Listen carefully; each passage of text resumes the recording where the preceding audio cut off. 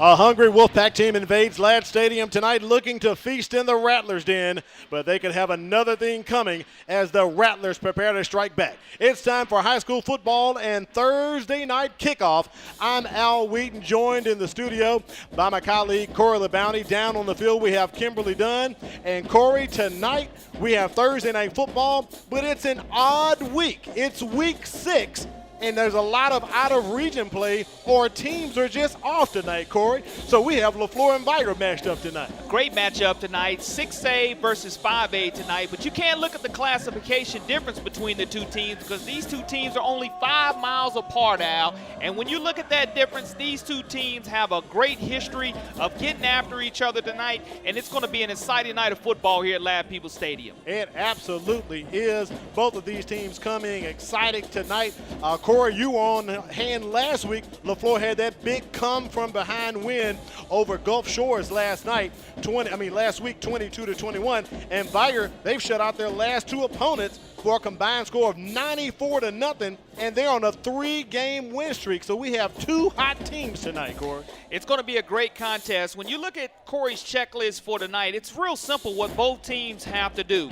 You look at LeFlore's checklist, LeFlore has to get in the lead early tonight. They can't fall behind 21-0 early. They must also keep snake eyes on Charles Crawford. That's the electric and dynamic wide receiver for the Vigor Wolves, number 4 tonight. And LeFlore must also pick up positive yards on early downs. They can't play behind the sticks. On the other side of that, you look at the Vigor Wolves, their checklist for tonight. Okay. They must go ahead and establish the running game early. If they're able to do that, it's going to put LeFlore in an uncomfortable situation. They have to keep LeFlore behind on down and distance, and they also must play great run defense. So if they're able to do those things tonight, the Wolfpack will give the LeFlore Rattlers all they can handle. Well, I cannot wait. We're close to kickoff here. Lining up the kickoff for Vigor is Jeff Thompson, and to receive for LeFlore, pretty much he's the guy for their offense, number 4, Dwan James. I talked with Coach Derek Scott of Vigor before the game. I said, Coach, who handles your kickoff duties? He said, we're kicking by committee. So we're going to see a variety of guys kicking for Vigor tonight. But starting off is number 16, Jeff Thompson. And there's the kick, a little short kick. They're going to keep it away from James. It's taken by one of the up guys. And, Corey, we have our first penalty of the evening. A fair catch was called on the play. Damian Fowler with the fair catch. But anytime you have a penalty on the first play of the game, that's never a good sign of how things are going to go throughout the night. We'll head down to the field and get the call from the official there. It looks like they're going to mark it ready to play. We have not received a clarification. They're marking the ball at the 33-yard line, 1st and 10 for LeFlore. So maybe it was an inadvertent flag. We haven't heard anything from the officials. We'll get a look at the Rattlers starting lineup in a moment. Right now, 3 receivers to the bottom, 2 at the top. Quarterback T.J. Phelan is taking the snap. You're used to me saying Sean Phelan. Tijon is the younger brother. Sean Phelan is out tonight. The starting quarterback for the LeFlore Rattlers early in the season hasn't played since the Daphne game. He has some type of knee injury, but Frederick Austin comes and makes a big play. You look at the impact players for the LeFlore Rattlers. Dwan James is the punter, running back, does everything, and the wide receiver / cornerback Desmond Gully is also going to be an impact player for the Rattlers. 2nd down and 9 for the Rattlers. Phelan got the ball up to about 1 yard. He keeps this one, cuts around the edge between the hash and the numbers to pick up 2 or 3. That'll give LeFlore 3rd down. Levante Hunt, the defensive end, 6'1", 240-pound junior, makes the stop for the Vigor Wolves. And making the tackle from your defensive end position is very impressive. Again, this young man, 240 pounds, looking to get penetration against this LeFlore offensive line. Here's the Rattlers lineup. We talked about Phelan. He's in for his older brother playing quarterback. Across the front, Buskey, Johnson, Cannon, Dixon, Armstrong. That front offensive line averages 295. Some big boys up front for the Rattlers as it's 3rd and 3 with the ball on their own 40-yard line. And Phelan hands off to the back. He's trying to cut around the edge, gets a good block from the receiver, and he is close and has made 1st down. There he is, Dwan James. He's Mr. Everything. You just talked about him full of floor. Great job of him getting and bouncing to the outside. Tackle made by Keenan Thigpen. But the LeFlore Rattlers thus far in the game has really gotten ahead of the sticks and have moved the football the way that they would like to. On the Wolves defense, you've got Walker, Fair, Austin. You just called Thigpen right there. Also, keep your eye on Eric Feltz and Julius Horn. Julius Horn also one of those kickers by committee for the Wolfpack. LeFlore picks up the first down, advancing to the 46. Hand off to James as he gets close to the midfield stripe. He picks up 2, maybe 3. We'll see where the officials mark it at. Great tackle by Jared Mosley from his linebacker position. He's a 5'11", 195-pound junior, but the LeFlore Rattlers able to pick up 2 or 3 yards on first down, and that's what they wanted to establish, the type of tempo, getting positive yards early on in downs. Weather tonight, 84 degrees, mostly cloudy, 71% humidity, absolutely 0% chance of rain. It was feeling great down on the field earlier there, Corey. Number 5, Damon McMillan. He gets the ball close to the first down marker. We'll take a look and see at this. And that was a great call by the LeFlore Rattlers, giving it to the up back. And right now, Vigor's trying to figure out the different formations that LeFlore has come out in. They've showed shotgun. They've gone under center. That's one of the dimensions of having a new quarterback who started his first game a week ago, only having one time to see him on film. Rattlers across the midfield stripe, and Phelan takes the snap, hands off to the back. That's McMillan again. I was about to call James' name. McMillan picks up 2 or 3, sets up second down for the Rattlers. Kenan Thigpen comes from his outside linebacker position and really stops any more momentum. But once again, the Rattlers don't gain any positive yards on first down. One thing Coach Schamberger told me before the game, they've got to slow Crawford down, execute well, and must concentrate on special teams tonight. We've had a flag on the play. False start against LeFlore, so that one will come back. So Coach Schamberger, he's a run first, pass second kind of coach. So this illegal formation. This is right. 5 men in the backfield. 5-yard penalty. Replay second. So we'll replay that down. This is right up his alley, Corey, to run, and run some more. That's what he wants to do. DeJuan James is the all everything. You turn around and you have a quarterback who likes to run on with his feet and get those extra yardage. He's capable of doing that tonight as Phelan. He is. 1st and 15, puts the Rattlers back about 5 yards. They still got good opportunity here to pick up a first down. James in motion, running out to the flat. Phelan fakes it if he's going to throw it. He's a bit stuck there. Maybe it's a broken play. He's trying to weave his way around and get some positive yards. And he is tackled by a gang of the Wolfpack, and that's a loss for the Rattlers. Nowhere for him to go right there. Phelan would have probably been better off throwing the ball away, but he's a left-handed quarterback, so that's something to keep an eye on tonight. He was rolling out to his left side. Jerry Woods comes up from his cornerback position. The 5'10", 180-pound senior does a good job of making sure no positive yards were gained on second down. Ball placed at about the Rattlers' 39.5-yard line, looking at 2nd and 26. Coach Schamberger's going to have to dig deep into the playbook for this one here. And what you want to do is you want to try to get maybe 10 or 11 yards right here on this play. Don't try to get it all back in one play. Couple quick chunks here and there, see what the Rattlers can do. Phelan rolling out, connects with his receiver. He's wide open. He's got yards, but there's a flag on the play. He continues to move forward. Number 7, Desmond Gully, one of your impact players for the Rattlers, and we have another penalty flag on the play. And that's an unfortunate situation for the LeFlore Rattlers. I talked about them trying to get up half of the yardage back on one play, but Gully, he comes back and he plays both ways for the LeFlore Rattlers. He plays cornerback as well as wide receiver. There's no flag.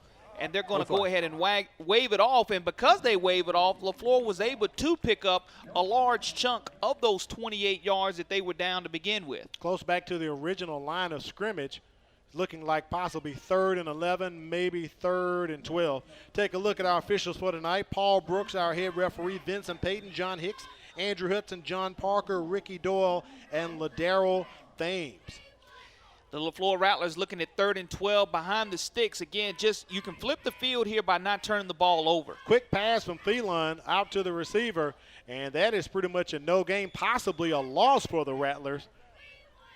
And I believe the punting unit is coming onto the field. The good thing is that you were able to complete that ball and gives your quarterback a little bit of rhythm. The bad part is you lost a yard in doing so, but there's no shame in your game by having to put it on the foot of DeJuan James because you're able to flip the field if he's able to get off a booming kick right here and get Vigor in a situation to where they're in not positive territory with the football. Back to receive for Vigor. We talked about him earlier, Charles Crawford and James Jackson. DeJuan James set to punt for the Rattlers at the 7:21 mark here of the first quarter. It's the Thursday night kickoff being brought to you by WKRG. Ball taken by Jackson. He advances a bit, and I see a penalty flag on the play. Hopefully that's not a late hit. We'll get a update from our head referee, Paul Brooks. Let's take a look at Vigor's impact players right quick while we have a break, Corey. Well, when you talk about Vigor's impact players, you have to look no further than Julius Horn. He's a senior defensive back, along with the dynamic wide receiver / cornerback at times, Charles Crawford. Charles Crawford is being recruited by Tuskegee, Alabama A&M, Citadel, and Jackson State. And tonight, given the opportunity, he'll have some huddle or some highlight films to go on YouTube. He sure will. Vigor's going to take possession of this ball at the 7-12 mark. Here's our call from referee Paul Brooks. During the return, block in the back, 10-yard penalty from the spot, remains first down. So that pushes the Wolfpack back to about the 20-yard line, and we'll get our first look at quarterback Cameron Williams and the offense for the Wolfpack. And they go into that strong I formation, and when they do that, they're looking to establish the running game early. Williams takes a snap. He drops back. He's looking to connect. He's got Crawford wide open, and the ball is interrupted by the DB for LeFlore. That is a huge incompletion. Great job of play action by the Vigor Wolves. Latravius Rankin was right there for the LeFlore Rattlers to bat that ball away, and you could see they were going for the home run shot early. You get in that big I formation, you go with the play fake, and if the corner bites, it's a walk into the end zone, but LeFlore held their ground. Great discipline right there, not getting caught with your eyes in the backfield, stopping, holding the Wolves to 2nd down and 10 now. Ball at about the 21-yard line. The line to make is the 31, and they hand off to the back up the middle. He's going to get some yards for Vigor, number 8, on the carry there. Jalen Whitsitt, the running back, 5'11", 180-pound sophomore, runs with a low pad level and runs with some brute force. It's going to put the Vigor Wolves at 3rd down and 8, Al. Here's a look at the Wolves offense. We talked about playmaker Charles Crawford, one of your impact players. Cameron Williams, he's had a great season so far, accounted for 11 touchdowns passing and running for the Wolfpack. Tillman, Sellers, Packer, McKinney, and Skipwith across the front. They average 293 pounds, so they've got a lot of meat to move up there. Crawford with a quick pass, and he's on the move, breaks open and gets the first down plus some more. The officials will mark him down at about the 37, 38-yard line. And that's part of keeping those snake eyes on Charles Crawford. 3rd down and long, the Wolfpack went to their favorite player on the field. Good stop by Rontrarius Graham, but not before the sticks are moving for the Wolfpack. For LeFlore tonight, Duggins, he steps in. He's a freshman replacing another injured defensive player. Tajay Lucy, that's the big guy. He checks in at 5'11", 345. Nigel Davis as well across the front for the Rattlers. As we have movement on the field and up the field, the Wolfpack goes across the midfield stripe for a first down. There's Whitsitt again with the carry. He's going to get a heavy dose. He's a big back, and as we look at this replay tonight, Whitsitt just waits behind his big blockers, behind his offensive line, lowers his shoulder, moves the sticks again for the Vigor Wolves. Whitsitt 5'11", 180. You talked about him earlier. And Vigor is on the move across the midfield stripe in the I formation at the 6:03 mark here in the first quarter.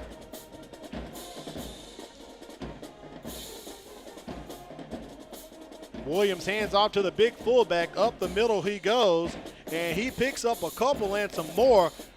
Raphael Harris, I believe. They go to that I formation. Terrence Smith, the fullback, 6 foot, 250-pound senior. He goes ahead and he gets a full steam ahead from his fullback in I formation position. That's a hard guy to tackle, Al. That is. You need Mr. Lucy and some more to bring him down. So the Wolfpack gets another first down. As we take a look at the field, we do have a flag on the play, and that's going against Vigor. Yeah, the referee called it kind of late, but nonetheless, that is going to be another penalty against the Vigor Wolves, which will negate a great run by the big fullback, Terrence Smith. Looked like a possible illegal motion against the Wolfpack. We'll get the call right here. Illegal formation on the offense. 5-yard penalty from the previous spot. Remains first down. Not legal motion, but illegal formation, so that pushes them back. Still first down, but it's 1st and 15, and we're below 6 minutes. We get our first officials heat timeout. We're still in September. It's the first day of fall. First day of fall, but we're still getting heat timeouts, Corey. It was pretty hot today. 92 was a high today, and it still feels like summertime. Let's take it down to the sidelines for a Tenderbones Catering update with our person checking in tonight, Miss Kimberly Dunn. What do you have for us, Kimberly? Well, I was able to talk with both of the coaches before the game, talking about strategy, and as you can see, they have already been putting some of these plans into motion. They have LeFlore's team said that they wanted to stop Charles Crawford, and as you can see through several of the plays, they have been constantly trying to do that, to stop Charles Crawford, to get positive yardages, and to capitalize on any turnovers that may happen. So far, we haven't had any turnovers, but they're looking to capitalize on those. Both teams are. So back to you, Corey. Thank you, Kimberly. We do appreciate that. She's filling in for Pablo tonight with our Tenderbones Catering sideline updates. Thanks so much, Kimberly. We do appreciate it. 5:41 in the first quarter. What have you seen so far, Corey? I know that Charles Crawford, like Kimberly just mentioned, and in my checklist, Charles Crawford is going to be somebody you have to keep your eye on each and every play. LeFlore's defense have come in allowing 24 points per game for the season. So far throughout this first quarter, played pretty steady defense. The Wolfpack picks it back up right here. 1st and 15 after that penalty. And they've got the big back set up in the backfield, and they hand off and trying to move forward, getting some yards for the Wolfpack. And he is brought down by LeFlore. I don't think he picked up too much on there. To Darian Dell, he's a 6', 210-pound junior running back, and it's running back by committee by the Vigor Wolves. It is. They're just looking to kind of soften up the LeFlore defense. You continue to ground and pound on these guys. Hopefully later on in the game, one of the backs will be able to come in fresh and bust a long one for them. 2nd down for the Wolfpack. Had a couple first downs going, had the momentum, but those penalties have somewhat stifled the drive so far, and LeFlore is hanging tough. 2nd and 13 is the call. Williams looking to make the quick reception, and it is picked up by the Wolfpack. Gets a few yards. James Jackson maybe gets 2 or 3 there. Gets them past the original line of scrimmage. It'll still be 3rd down. And one of the guys who does a great job of playing both ways for the LeFlore Rattlers, we mentioned him earlier running the football, but Damian McMillan comes from his safety spot. The 5'11", 190-pound junior makes the stop for the LeFlore Rattlers. It is 3rd and 8 now is the call as the officials mark it off.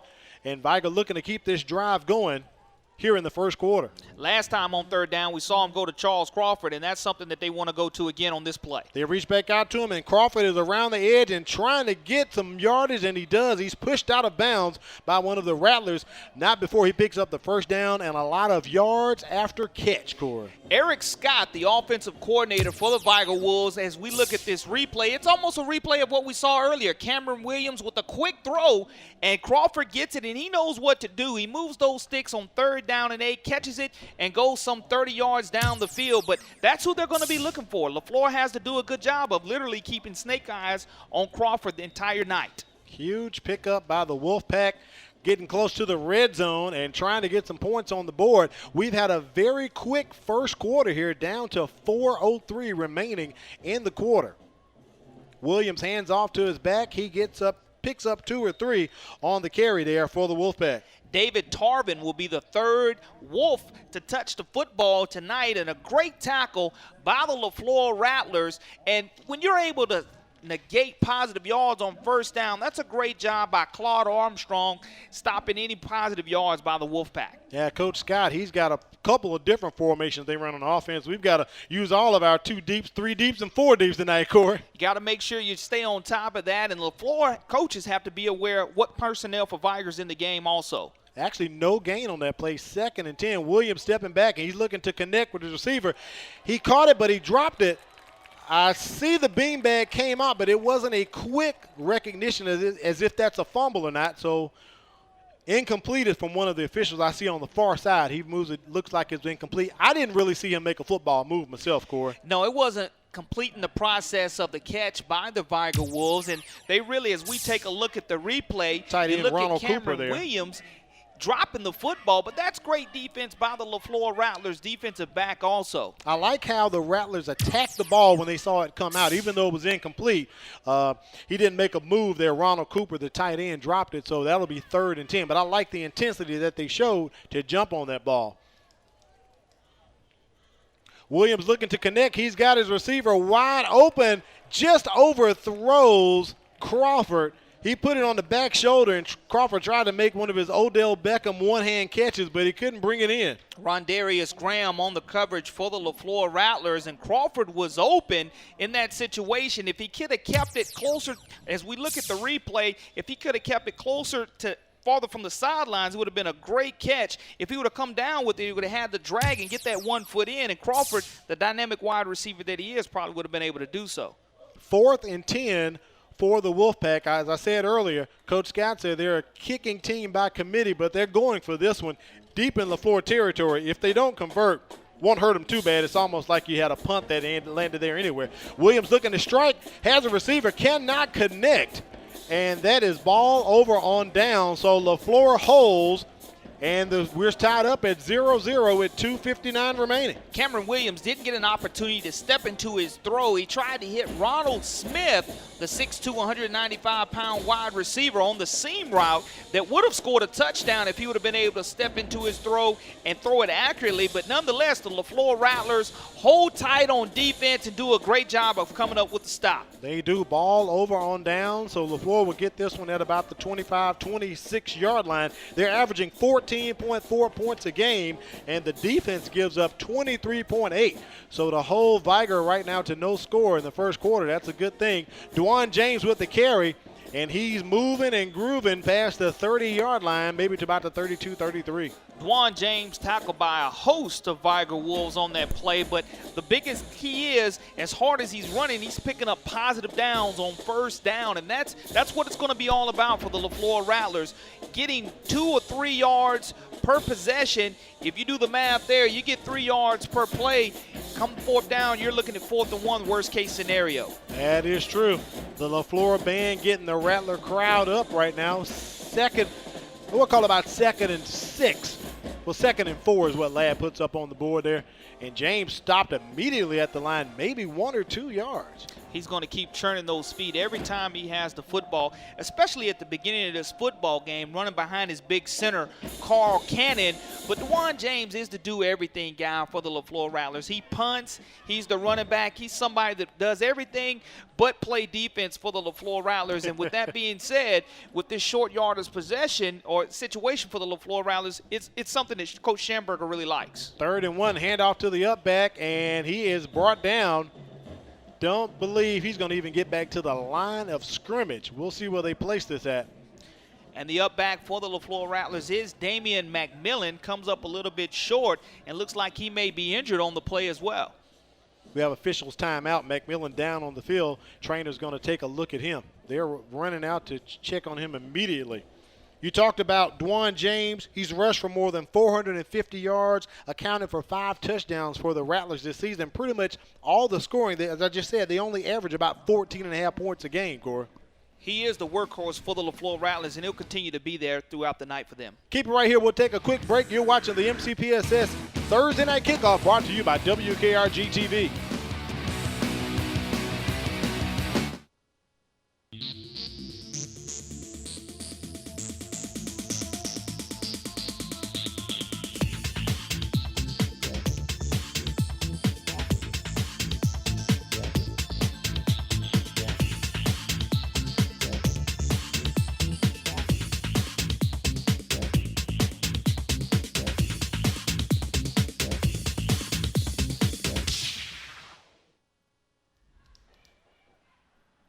Back to action here at Ladd Peoples Stadium. It's the Thursday night MCPSS kickoff brought to you by WKRG TV.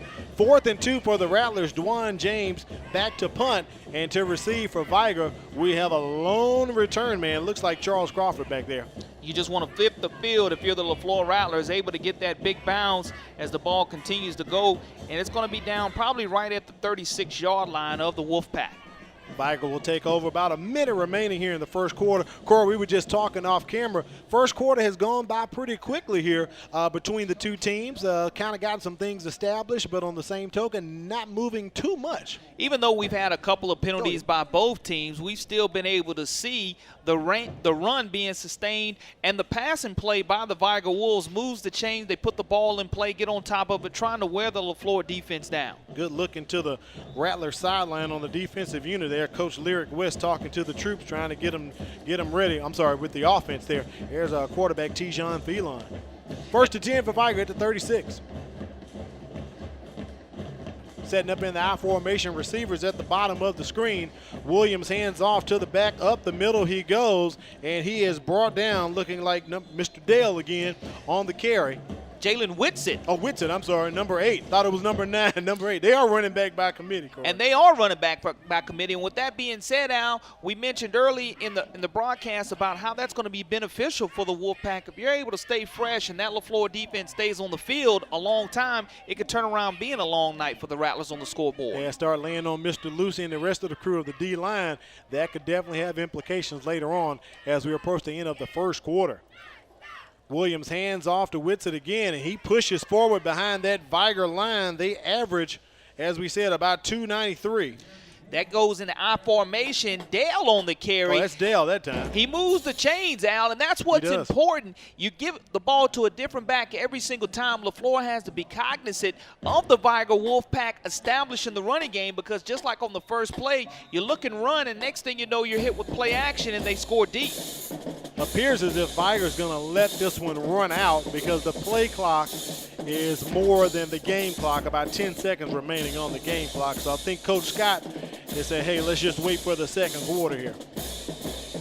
And that's a good strategy because you played 12 minutes of football. You haven't given up any points. At this time last week, you were down against the Gulf Shores Dolphins playing from behind, and that's something we mentioned earlier that the Rattlers do not want to do.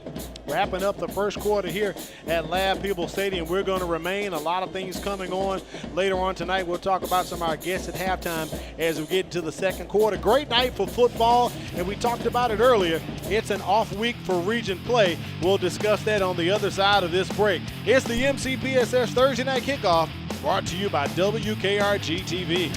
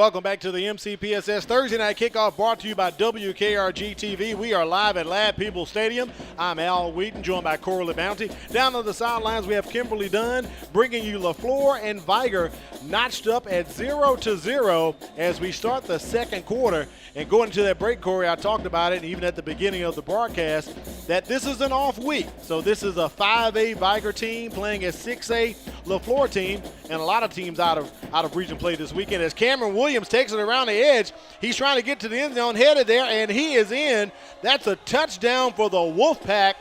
48 yards, Cameron Williams. Cameron Williams, the dynamic quarterback, the play broke down. He saw a hole against that 4-3 defense, and the LeFlore Rattlers had done a great job containing him the entire first quarter. But as they were backpedaling, trying to worry about the Vigor wide receivers, he did a good job of scrambling, stepping up into the pocket, and you saw the blazing speed that Cameron Williams has. Only 5'10", 185 pounds, but took it to the house. Took it to the house. That's a way to start off the second quarter. I like that. Eric Feltz on for the PAT for the Wolfpack as Vigor gets on the scoreboard. But it's demoralizing for the LeFlore Rattlers because you had gone an entire 12 minutes, and in one single play within 12 seconds, now you're trailing if he makes these extra point, which is no good. Now you're only down 6-0, and I take that back. 11 seconds into the quarter, you look at this great replay. The play breaks down. Williams does a great job of just outrunning and outracing the entire LeFlore secondary, and no one's within 10 yards of him after he scores that touchdown. But that's what happens when a play breaks down and you have a dynamic quarterback like Cameron Williams. Let's take it down to the sidelines for another Tenderbones Catering update. What's going on, Kimberly? Yeah, so far throughout the whole game, in the first half, it was just a constant game of tug-of-war between these two teams. And then just like you said, in the first 11 seconds of the second quarter, we have a touchdown. And with the injury earlier with McMillan, when he was on the sideline, he was complaining about his knee, but within a few seconds, he was shaking it off and gave the thumbs up that he was ready to go. So all of our players are still in mint condition as we enter into the second quarter. Back to you. Thank you, Kimberly. We appreciate that. That's good to hear that McMillan's going to be coming back. And also, as you can see, the quick strike potential of the Wolfpack. Just like that, trailing 6-0. Extra points have not been good to the Vigor Wolves thus far, as the LeFlore Rattlers will take over at their own 23-yard line.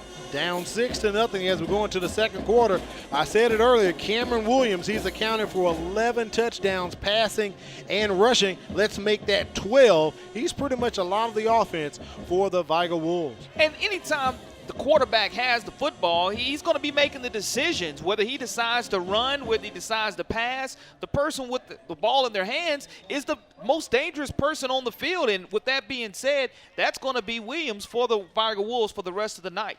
First and 10 for the Rattlers. Ball at the 23-yard line. See what Coach Schamberger and the crew has in store as the Rattlers get their first chance of the ball here in the second quarter. You want to try to sustain a drive out. It's going to be important for them to be able to do that here. Feline steps back. He's trying to connect with his receiver, going out wide. He puts it up. Ball almost caught and almost brought down by Zion Robinson. Corey, it was as if we were at the parade and the moon pie just hung in the air, but he couldn't bring it down. Yeah, that's a throw and catch. Great throw by Feline. You need to come down with that catch if you're the LeFlore Rattlers. It not only would have moved the chain, it would have gave your bench a little bit of energy.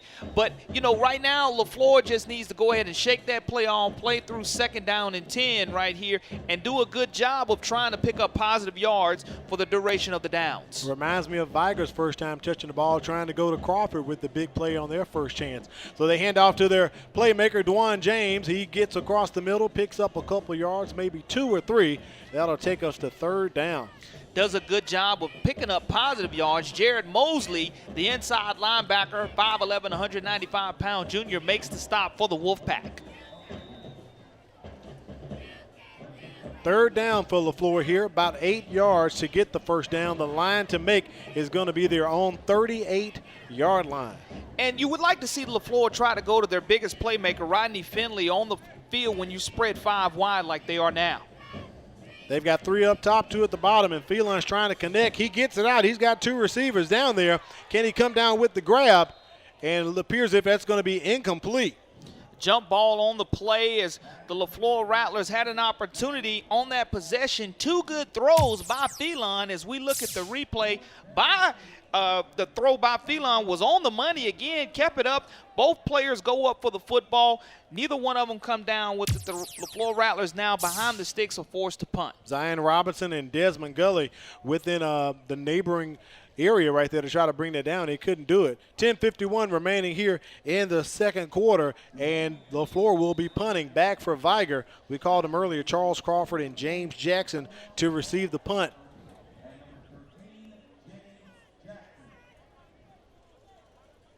James waiting for the snap. Almost appeared as if he was going to run it. Kind of took a little jump step there, but he punts it. And Crawford brings it down, looking to get some room. Rattlers are everywhere, and they bring him down at about the 44-yard line. A little rugby-style punt by Dwan James. That's something that if you're the punter, what you're hoping is somebody runs into you. As you look at the replay, he was able to field it. Takes a couple of steps, and he steps into it. And a good job of the Vigor defender not roughing the punter right there, because that would have gave the LeFlore Rattlers an automatic first down. Free kick.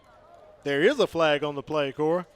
He must have made contact with the kicker, and with that being said, it's going to put the LeFlore Rattlers, give them positive yards, and they're going to, if it is in favor of the LeFlore Rattlers, the Vigor Wolves will have an opportunity to go ahead and get this kick return again. Here's the replay. It could be incidental, and I don't believe that would be 15. May not be enough to get the first down. We'll see.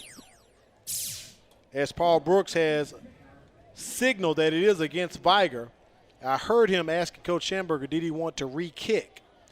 And Kyrie Leggett was the young man who tried to block that punt right there. If he would have been able to do that, Al, he was 5'9", 165-pound frame, laid totally out, couldn't control himself. I didn't see the contact, but apparently he did. Yeah, it's incidental contact, so they push him back 5 yards, and LeFlore will re-kick. The mission of Mobile County Public Schools is to graduate prepared and productive citizens. The school system has outlined 6 goals in its strategic plan. The first 3 are to graduate college and get career-ready students, to recruit, employ, develop, and retain professionals who are effective in achieving our mission, and to use emerging technologies to support teaching, learning, and work. It all starts with us. And in that second punt situation for the LeFlore Rattlers at 4th and 3, instead of Dwan James punting the ball, Tamontre Graham kicks the ball and Crawford calls for the fair catch. Sets the Wolfpack up at about their own 44-yard line, 1st and 10, and we'll get another look at Cameron Williams and the crew as they come out up 6-0 over LeFlore.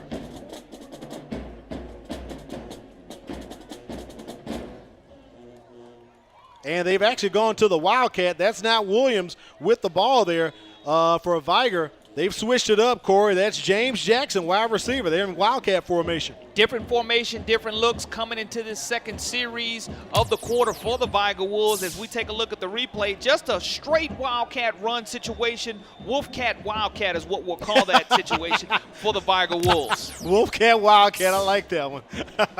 1st and 10, Vigor past the midfield stripe at the LeFlore 45-yard line. I believe we have Williams back in now. No, I'm sorry. Jackson still there. He hands off this time. And was it a fumble? No, it was not a fumble. Okay. There was to Darian Dale on the carry. It looked as if to me the ball was passed off, Corey, but I guess not. To Darian Dale picks up about 5 or 6 there for the Wolfpack. Running back by committee we mentioned earlier in the first quarter, but the Vigor Wolves have gone 9 quarters with a goose egg on the board defensively. That's an outstanding job by the Vigor Wolves defense. That's a good point there. Wolfcat formation, Wildcat formation is still in effect with Jared Jackson back there waiting for the snap. He hands off, and he's hit immediately. Dale brought down. Randy Wiggins does an outstanding job from his linebacker position, 5'9", 180 pounds, gets into the gap and makes a great stop. As we take a look at the replay, looks textbook, Bam. Just hits him from the blind side, and that's an outstanding play that I know that the LeFlore Rattlers will build momentum here late in the second quarter. I remember you calling Wiggins' name a few weeks ago as they were playing Saraland here at Last Stadium. 3rd and 7 for Vigor, and they still have Jackson in the quarterback and brought down once again. LeFlore is for real. They want the ball back. They shut Vigor down there. The LeFlore Rattlers are in the 4-3 defense, which means Randy Wiggins will continue to be coming from his linebacker position. Does a great job of coming from that outside linebacker position for the second consecutive play. And, folks, we just saw the replay of a replay that we saw on second down. That was a good textbook tackle there, Corey. It was. All right, looks like Vigor's going to be punting. LeFlore's going to get the ball back. So Coach Schamberger got his defense going. They get the ball back. Punting for Vigor, we have back Julius Horn, number 6. And, of course, returning for LeFlore, I believe we have DeJuan James, or that may be Gully back there. Botch snappy, I'm sorry, return. And he did get it back. Number 12, Rodney Finley, not Gully, but Finley bobbles the return there. So LeFlore cannot advance. That puts him back, made about the 15, 16-yard line. And that's one of the most sure-handed wide receivers. That's why he's out there playing the punt return situation. As we take a look at it, just the moment he tries to short hop the ball, the LeFlore Rattlers caught a break, being able to fall on top of that, because the Vigor Wolves would have been in great scoring position had they been able to recover that botched punt. You're right about that. The magic bean can bounce any kind of way when it hits the turf, Corey. So glad that he was able to land back on top of it. 1st and 10 on the 16 as LeFlore tries to get some offense going here. Vigor up 6-0. This is the MCPSS Thursday night kickoff. I'm Al Whedon, Corey Bounty in the booth. On the sidelines, Kimberly Dunn, and we are live at Lab People Stadium. Tijon Phelan does a spin move and tries to pick up 2 or 3 with the ball. We'll see what the officials mark him at. Tried to get to the outside, but DeAnthony Walker, the defensive end, 6'3", 195-pound sophomore, does a great job coming from the weak side, not giving up on the play, a little bit slow developing, was able to come from his defensive end position across the field and make an outstanding tackle. LeFlore is a run-first, pass-second team, heavily relying on DeJuan James as we see him approaching the backfield. See what LeFlore has up his sleeve right now. That's a loss, actually, 2nd and 11. So Phelan took a loss with that play. And that's something that the LeFlore Rattlers want to try to avoid, Al, getting behind the sticks on early downs. Phelan hands off to James. He's working around the edge, trying to get up the middle, get some yards, and he does. He kept his legs moving, which is very smart. Picked up a couple, maybe 5 or 6. Set up 3rd down and about 6 or maybe 5 here for the Rattlers. Put the truck stick in motion. If you're a PlayStation fan, you know he just mashed the button to where he lowered the shoulders and ran right over Julius Horn in that situation. That's an outstanding and hard run by your all-everything DeJuan James. Coach Derek Scott said he's got to control the run game. He knows what DeJuan James can do for LeFlore as Coach Schamberger calls a timeout at the 6:50 mark. 3rd and 4. He wants to get the right play in right now for this right situation. Let's turn around, Corey, and take a talk right here now as we talk about what's going on. Momentum. LeFlore had a good first opening drive in the second quarter, just couldn't capitalize. They went for the big play, couldn't do it, but now Coach Schamberger figures, hey, I need to get something good right now. Only trailing 6-0 the LeFlore Rattlers are. You've kind of sputtered a little bit on offense, have not been in the red zone situation, but this Vigor Wolfpack team has not given up a touchdown in over 9 quarters, 2 consecutive games in which they've had shutouts. That's speaking volumes of the great job defensively that the Wolfpack have been doing. Now LeFlore just has to make sure they've had a couple of good opportunities to catch some great passes, have dropped those. You need to capitalize off of those opportunities that are given to you by the Wolfpack. And during that time, Vigor has scored 94 points. We'll call it 100 and nothing over those last 3.5 games up to this point. Hand off to James up the middle. He's got plenty of room. Coach Schamberger figures that was a good timeout, and that is a 1st down for LeFlore.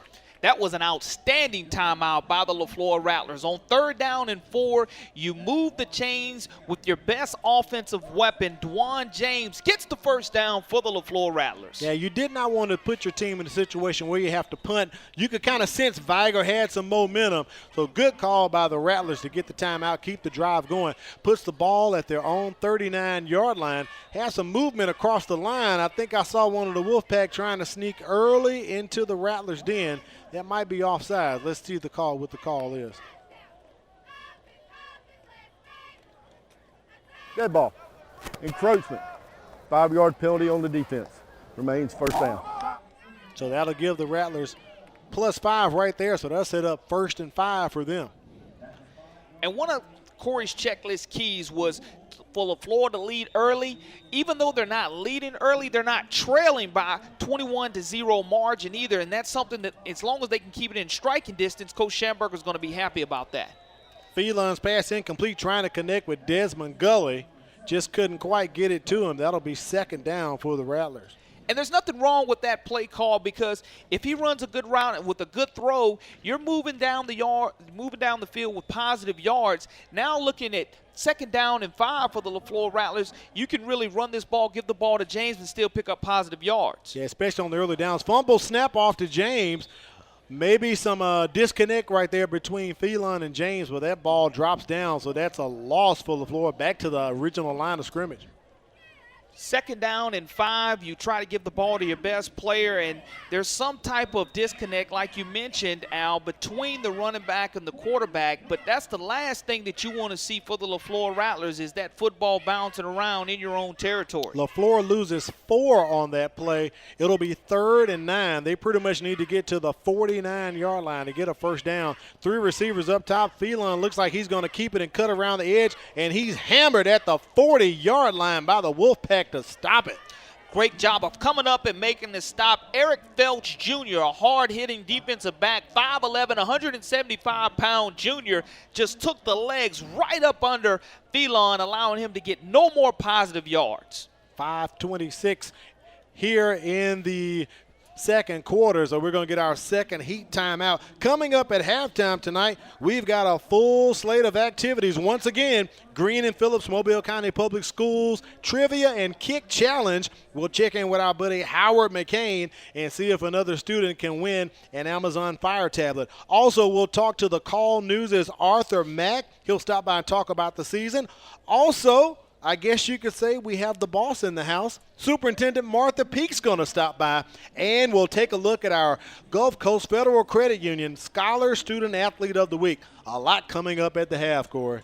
And you have to stick around. I love to see Howard McCain and those students try to kick the football through the uprights. Haven't had one made yet, but who knows this week. Look forward to seeing the Green and Phillips Injury Lawyers Halftime Kicking Skills Challenge. Yeah, I'm excited about talking to Superintendent Peak to have her on here for the Thursday night kickoff. It's always good you can get the main lady, the boss in the house, and, maybe she can give us a critique right quick, Corey. The LeFlore Rattlers now looking at 4th down and 10, coming out of that heat timeout. They weren't able to get anything going after the penalty yardage were assessed on that drive, but they will be able to flip the field if DeJuan James is able to get and put all 5 toes into this one. Yeah, there's the playmaker for Vigor setting up at his own 35-yard line, Charles Crawford. And James goes with that rugby-style kick again, but it's blocked. And the Vigor player, if you notice, tried to keep the ball in bounds, Corey. If we can get that on replay, that was a smart play to keep it in bounds, even though they're going to retain the ball, to even get it closer. It's something I haven't seen DeJuan James do throughout the season. The rugby-style punt backfired on him. It hit one of his own teammates in the back. We saw Williamson High School earlier this year have a couple of punts like that, and it did not go in their favor. It's essentially a turnover for the LeFlore Rattlers because it negates any positive yards that you have. Now the Vigor Wolves get it deep in the LeFlore territory. Now, Corey, I'm not a skilled or knowledgeable rugby fan or aficionado, but when I see them, they typically run to the right or left and kick, not straight ahead. And that's one of the things that he didn't look comfortable doing. Right. We saw him do it on the first punt and get away with it, but that was without pressure. This second and third time, he's had a defensive player standing right on him, and it doesn't help any when you're not able to get any elevation on the football. So we do have a penalty against LeFlore, possibly 12 men on the field. So Vigor is going to get some extra yardage, get closer to the red zone, closer to the end zone. The last series, they came out with the Wildcat. In this situation, they're going right back to Cameron Williams at the quarterback position. Williams back in, joined in the backfield by Tadarian Dale. Goes to the quick pass out to the receiver, cuts up the middle on the quick screen there, Ronald Smith. He picks up a couple yards for the Wolfpack as they keep this drive started off, get it going to try to get some points on the board. And I know we talked about the Vigor Wolves being a traditionally powerhouse, and they've pretty much owned this series versus the LeFlore Rattlers. The Vigor Wolves have won over 459 games in the history of the school, only losing 255 and tying 12 times. Next week, they step back into region play and play the Williamson Lions here. It's definitely a tradition at Vigor for winning, but for the teams facing them, they know they have to give them respect, Corey. They know that because Vigor has earned it over the years. Hand off to Dale there, up the middle, wrapped up by a few of the LeFlore Rattlers. Maybe 2 or 3 close to the first down marker. It was only 1st and 5 at that point. A zone read. Cameron Williams had the opportunity whether to give it to the running back and put it in his belly or take it back out and gain the yards himself. Decided to put it into the belly of the running back, picking up positive yards, moving the chains. I'm sorry, that was 2nd down, and you're correct. They do get the first down. Vigor on the move here, 4:11 as the clock ticks toward halftime. Williams waiting for the snap. He hands it off. Up the middle goes to Darian Dale, trying to escape that last rally. He can't do it. He's brought down at about the 12-yard line, I believe. And I want to say it was Whitsitt on the carry. Could have been Whitsitt. That 9 and 8 really look close on those white jerseys there, Corey. Yeah, that's Whitsitt there, number 8. And that's a great hard run by him, coming up 3 yards short of the first down. But you've seen running back by committee by the Vigor Wolves in this first half. Oh, we've called at least 4 to 5 different running backs and tailbacks for the Wolfpack. So Coach Scott, he's just interchanging them back and forth, keeping the Rattlers defense on their heels. Hand off to the back once again. That looks like Whitsitt. He escapes. He's trying to get escape, but no, he's brought down. The Rattlers team up, and they get him that time, a slew of them. And that's a great stop and an opportunity for the LeFlore Rattlers, Derek Dugans, to kind of get this defense motivated. It's something that they have not been able to do on the last couple of possessions, which is make the Wolfpack go backwards. As we take a look at the replay, Whitsitt tries to hit the hole, nothing's available, spins and loses yards, and Dugans does a great job of finishing the tackle for the Rattlers. Dugans is a freshman stepping up tonight because Marquise Tatum is out, so that's a huge challenge and responsibility for that young man. 3rd and 7, LeFlore has somewhat stifled this drive right now, the Wolfpack. 2:40 and running as they try to get the first down, and met once again the Rattlers defense stands up. They go right back into the I formation, do the Vigor Wolves, and we talked about running back by committee, and that's exactly what they want to do. Tarbin this time on the carry for the Vigor Wolves, and it's going to bring up a 4th down and 5 situation. They're not going to kick the field goal. They're going to go ahead and bring the beef back on the field, not giving up any field position to negate any negative play that happens here. You're right, ball on the 16, and a Rattler jumps across the line. That played right into the hand of Coach Scott with it being 4th and 5. Just a critical mental error by the LeFlore Rattlers. You're right at 4th down and 6 according to the Ladd Stadium scoreboard, so it'll bring up 4th down and 1 now.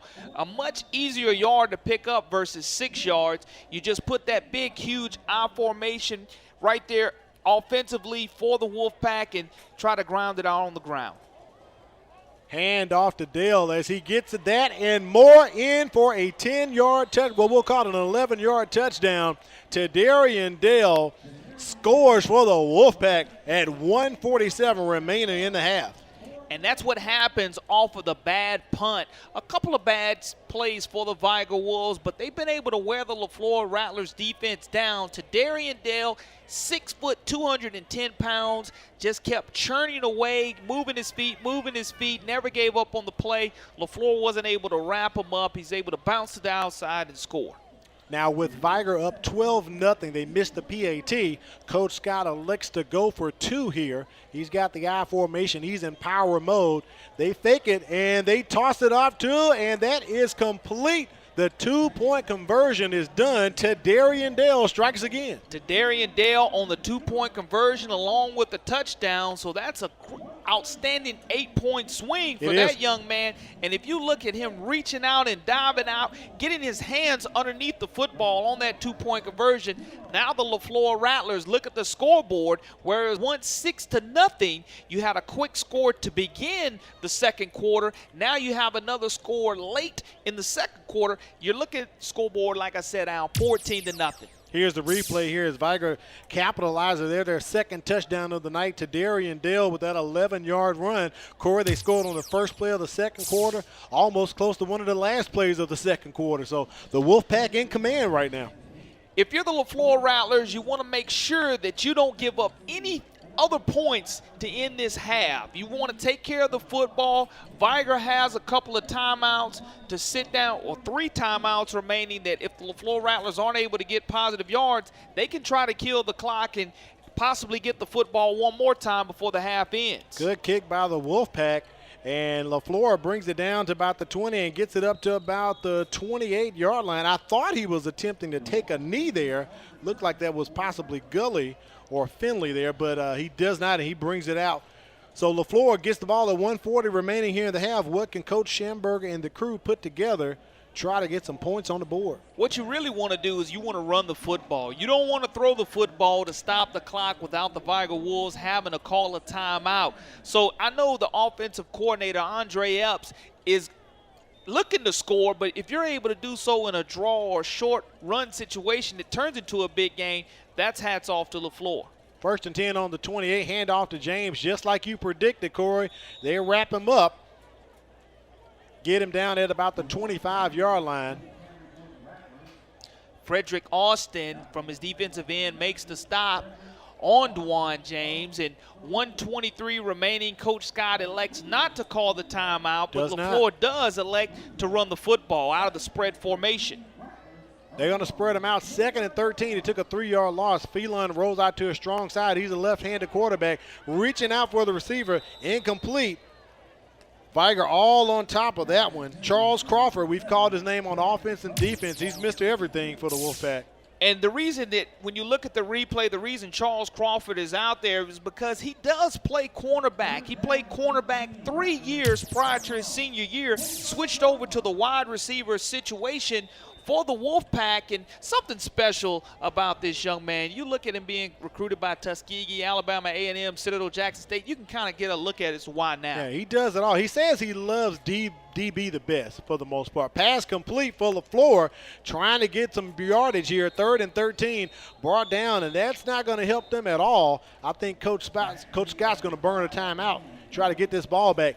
55 seconds left, and with the quick strike ability of Vigor, you never know what could happen. Clock management really tough for the LeFlore Rattlers on that possession and that series, because you're going to bring up 4th down, and you're going to be bringing up 4th down and probably about 7 yards to go. But like I mentioned, maybe 45 seconds ago remaining on the clock, it is going to give this Wolfpack offense, who is fresh, an opportunity to get back on the field. And the worst case scenario for the LeFlore Rattlers is that you do give up another score right here before the half. That would be getting behind, way behind, 21-0. They were able to do that 1 week ago, trailing 21-0 against the Gulf Shores Dolphins in the 4th quarter. Showed a lot of gut and a lot of fight and will, coming back to win that game 22-21, scoring 22 unanswered points within a 10-minute span. They just all of a sudden, with the homecoming festivities, had a great homecoming court, homecoming crowd here, got behind them once they scored that first touchdown, and then it just kind of snowballed for the Dolphins, and LeFlore Rattlers were able to seize the opportunity. I do wonder if Coach Schamberger, or one of the special teams coaches, had a word with Dwan James right now, 55 seconds remaining, deep in Rattler territory, and talked to the young man and said, let's just punt this one. Let's not try to get unorthodox here, and let's keep it simple. The most important thing is the snap, because if Vigor decides to bring the rush, he's going to be under distress like he's been the last couple of times. If not, Vigor has an opportunity to set up a great return and get positive yards deep in LeFlore's territory before the half ends. Vigor has 2 backs this time, not just one. Good punt by James, gets it off. James Jackson and Charles Crawford lets it go, and Jackson picks it up at about his 27. He sees some room. He's cutting around the edge. He's got room past the midfield stripe and brought down at about the 43. There is a flag on the play near where Jackson picked it up. And it was going to be a clipping call called against the Vigor Wolves. And unfortunate, the referee was standing right on top of that as Charles Crawford, as we take a look at the replay possibly, you'll see him in the backfield looking to make the block. It's almost a chop block situation. Crawford right there, number 4 at the top of your screen, does go for the legs, and they call him for that as the referee was standing right on top of During him. the return, illegal low block on Vigor. That will cost you, Corey. You right on top of it. Appreciate it. That negates all of that drive for the Wolfpack. So that'll bring it back. I know Coach Scott is not happy about that at all. Here's the situation for the Vigor Wolves. Crawford just made a horrible decision on the return with the illegal block, but we know he's a dynamic wide receiver, so he can make up and atone for that by going and catching a nice long pass right here for the Vigor Wolves. 69 yards is what he wants to atone for before the half ends. He can right that wrong, huh? And there's nothing wrong with taking a couple of shots as long as it's deep shots, because the LeFlore Rattlers the last couple of drives have not been able to sustain anything on offense. The Vigor Wolves are coming out, spreading the field, looking to go down the field to one of their dynamic wide receivers, hoping to catch one of the LeFlore Rattlers in bad defensive position. That first touch of the game tonight, we saw Williams air it out. They couldn't connect, so it wouldn't surprise me if they try to get a couple deep shots here, as you said, Corey, and move this ball down the field. Ball placed at their own 15-yard line, 1st and 10, 40 seconds remaining in the half. Stick with us. We have a great halftime lined up as William connects across the middle to Jackson. He's wide open trying to get to the sideline, but he doesn't need to because he's at the 30, the 20, the 10, 5. That is a touchdown. Vigor Wolves, huge play. I just said it, Corey. They got the one-play strikeability, and Coach Scott dialed it up once again. Right before the half, clock management an issue for the LeFlore Rattlers at the end of the second quarter. We mentioned it moments ago. With that being said, Crawford and his crew had an opportunity to atone for that.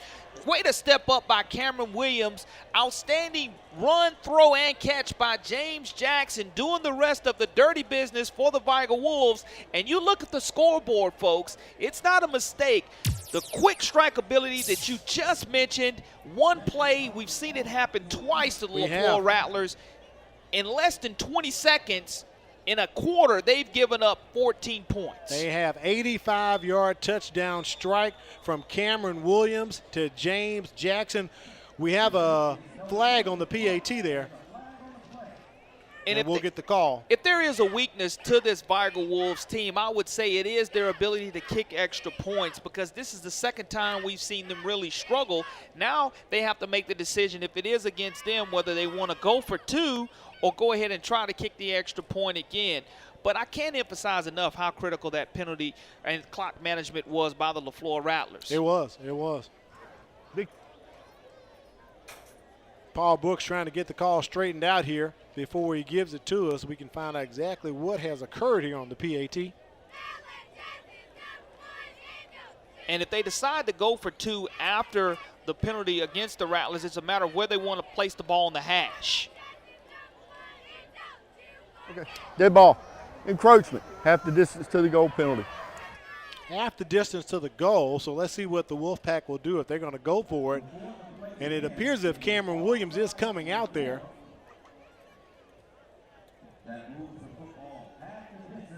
But they're going to attempt the PAT once again. They get some 5 yards closer. At this rate, Corey, they might could win that Amazon Fire tablet with Howard at halftime. Getting those trivia questions correct are important. And let's see if he's able to put it through the uprights. I think he gets it through. Vigor up 21-0. Stick with us. We'll be back with more action. The MCPSS Thursday Night Kickoff continues. Brought to you by WKRG TV.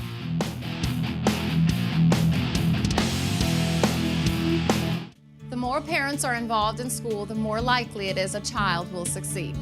Children with involved parents and attend school regularly make better grades and have better social skills. Every involved parent makes a difference. Get involved. Ask about your child's day. Explain how your education matters. Parent involvement, it matters. You can find more information on parent involvement at mcpss.com.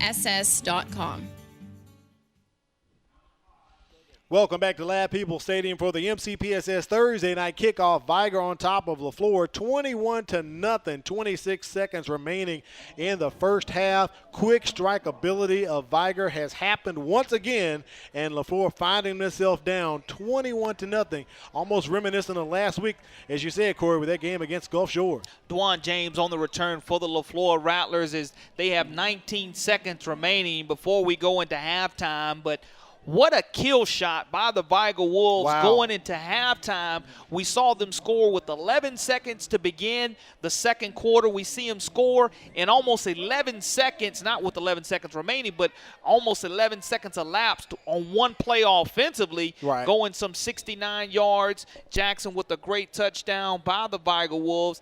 LeFlore looks at the scoreboard, down 21-0 here so far before we go to halftime. LeFlore takes over at their own 32-yard line, 19 seconds remaining. I'm sure Coach Schamberger is ready to get to the locker rooms quick, fast, in a hurry. I'll do that one for Howard McCain, as Flavor Flav would say. Quick, fast, in a hurry. And the Vigor Wolves have not given up a play or a touchdown in almost 10 quarters of football. That's unheard of if you're a defensive team, and it's something to hang their hat on for sure. You are right about that, Corey. Coach Schamberger does decide to take the knee right there, and he's going to take his troops to the locker room. Vigor on top, 21-0. We'll see if Kimberly can catch up with Coach Derek Scott. We'll remain here for a second for that. But, Corey, an outstanding display by the Wolfpack so far. A quick strike ability that you mentioned now by the Wolfpack, scoring very quickly in the second quarter.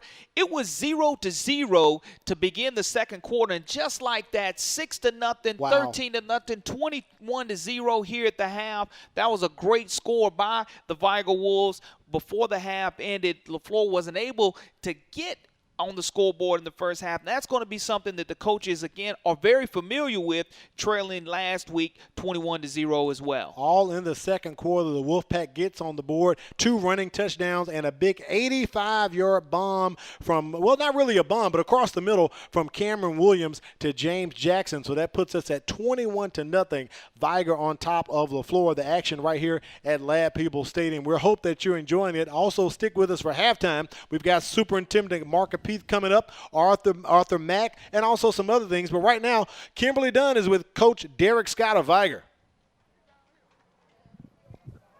Coach, what are you going to do to keep your team motivated? And what are some pointers that you're going to give them to kind of improve on this second half? Well, I think it'll be real simple, Kim. They was in the exact same situation last week and came back and won. Yeah. So we'll go in and we'll talk to our guys and we'll remind them about that week. And they were down in the same situation, 21-0, and came back and won. So we're not. I don't think hopefully we won't have a letdown. So y'all aren't going to give up yet. Y'all are going to keep motivated and try to not let them slack up any. Absolutely. We have a saying, kill an ant with a sledgehammer and stuff. So we want to, when we're in a position where we can go and things and get things moving along, we definitely want to. All right. Thank you for taking your time to talk with us, Coach. No problem. Thank you, Kimberly. Back to you guys. Thank you, Kimberly. We appreciate that. She hit it right on the head. I'm sorry, Coach Scott hit it right on the head. LeFlore was down 21-0 last week, and guess what? They got the win. And they have that killing an ant with a sledgehammer mentality, and you'll probably see that in the second half as well, Al. Stick with us. Halftime is coming up. The MCPSS Thursday night kickoff continues. Brought to you by WKRG TV.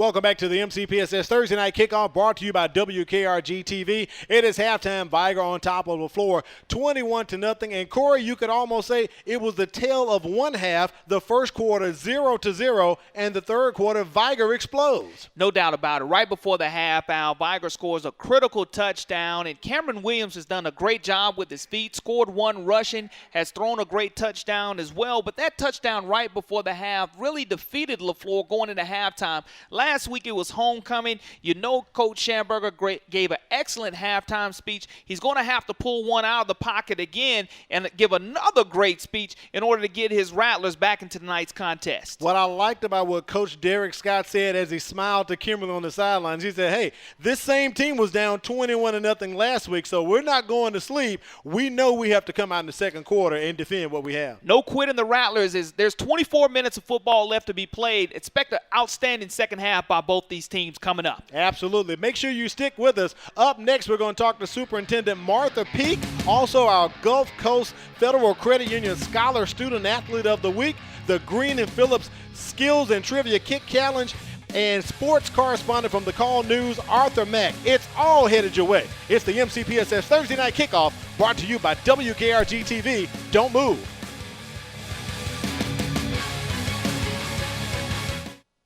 As Alabama's first and largest school system, Mobile County Public Schools prides itself on the high quality of education we provide our students. We have been successful over the years in raising our graduation rates And have been recognized nationally for closing achievement gaps. We believe that our primary focus is to educate all students to become productive citizens. This is our commitment to them and to you. At Tenderbones Catering, our mission is to create an unforgettable event by exceeding your catering expectations. From large banquets to intimate affairs, we offer catering services for up to 1,000 guests. If you're planning a corporate event, party, meeting, or wedding, Tenderbones Catering will make it memorable from start to finish. Innovative cuisine, excellent service, and affordable pricing makes us Mobile's best catering value.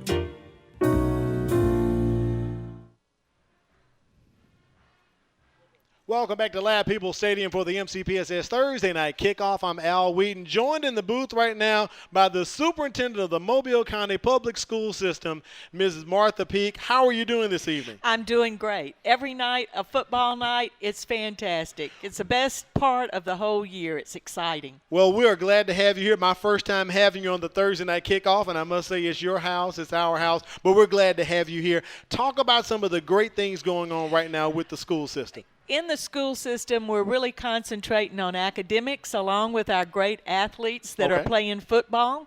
We're really concentrating on reading. We want the Mobile County Public School System students to read, read, read. So that's our focus.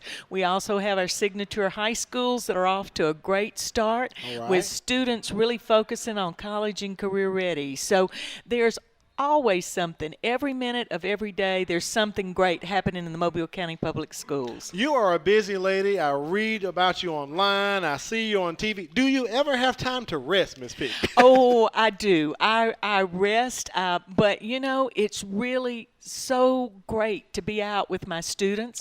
We have the best young people in the world in the Mobile County Public Schools. So even sometimes if I'm a little tired, when I see my students, I'm rejuvenated and I just want to go with them again. And speaking of rejuvenation and technology and kids and BYOD, I hear you're on Twitter.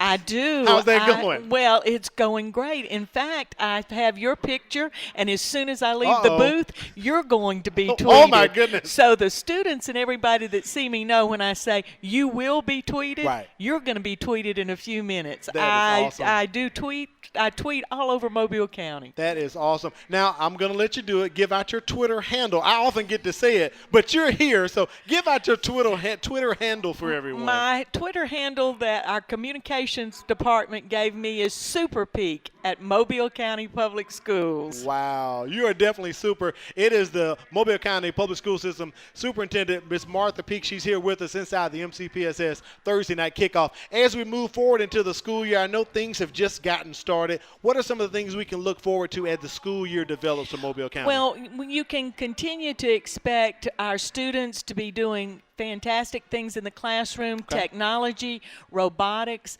continuing with football and then into the basketball season, baseball season, all of that taking place. A focus really on the academics and also with getting the community involved in our schools. We want to be part of the community, and we want the community to be part of us. So a lot of interaction with business, industry, and higher education. Our focus is on graduation from pre-K through 12th grade. We work with our students to understand you must graduate from school. So that will continue to be a focus for us. That is important as we move into this academic school year with this 2016-2017, and we continue to look forward for great things out of the school system. Before you get out of here, I have to say, had a chance to go up to Citronelle the other Friday. I see they have some buildings coming along. Talk about some of the other building programs that's going on in the school system before we go. You know, the new school in Citronelle, the new high school, and then people going down I-10, if they look, you'll see the new Fournier Chestang School rising along the side of the interstate. So that's another new building. We have a lot of all-purpose rooms being completed. So we're wrapping up a $100 million building campaign. So those new buildings, the renovation, Phillips Preparatory School, that's been completed, Lott Middle School. So a lot of great facilities out there. But watch Chestang Fournier as it comes up along the interstate. That's going to be our next flagship school. That is huge. Superintendent Martha Peak of the Mobile County Public School System, we thank you for stopping by. And, of course, you're welcome to stop by anytime. Well, thank you so much, and thank you for having me. It's a little bit intimidating being in here with great announcers. I enjoy you every time I'm here, so thank you so very much. And all I can say is go Mobile County Public Schools. All right, there it is. More halftime action headed your way. It's the MCPSS Thursday Night Kickoff, brought to you by WKRG TV.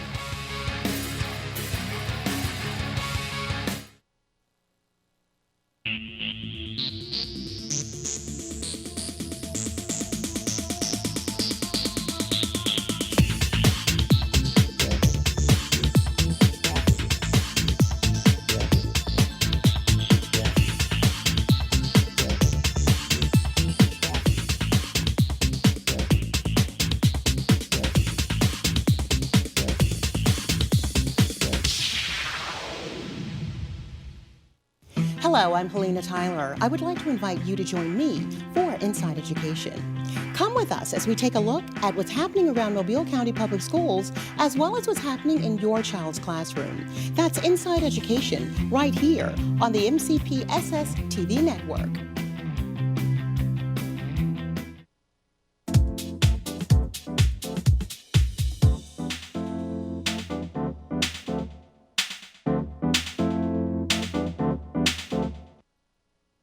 Hold on one second. Welcome back to the MCPSS Thursday Night Kickoff here at Last Stadium. Vigor on top, 21-0 over LeFlore. It's time to look at our Scholar Student Athlete of the Week, being brought to you by Gulf Coast Federal Credit Union. And as a matter of fact, he's a Vigor Wolfpack member. It's number 4, Charles Crawford, our Scholar Student Athlete of the Week.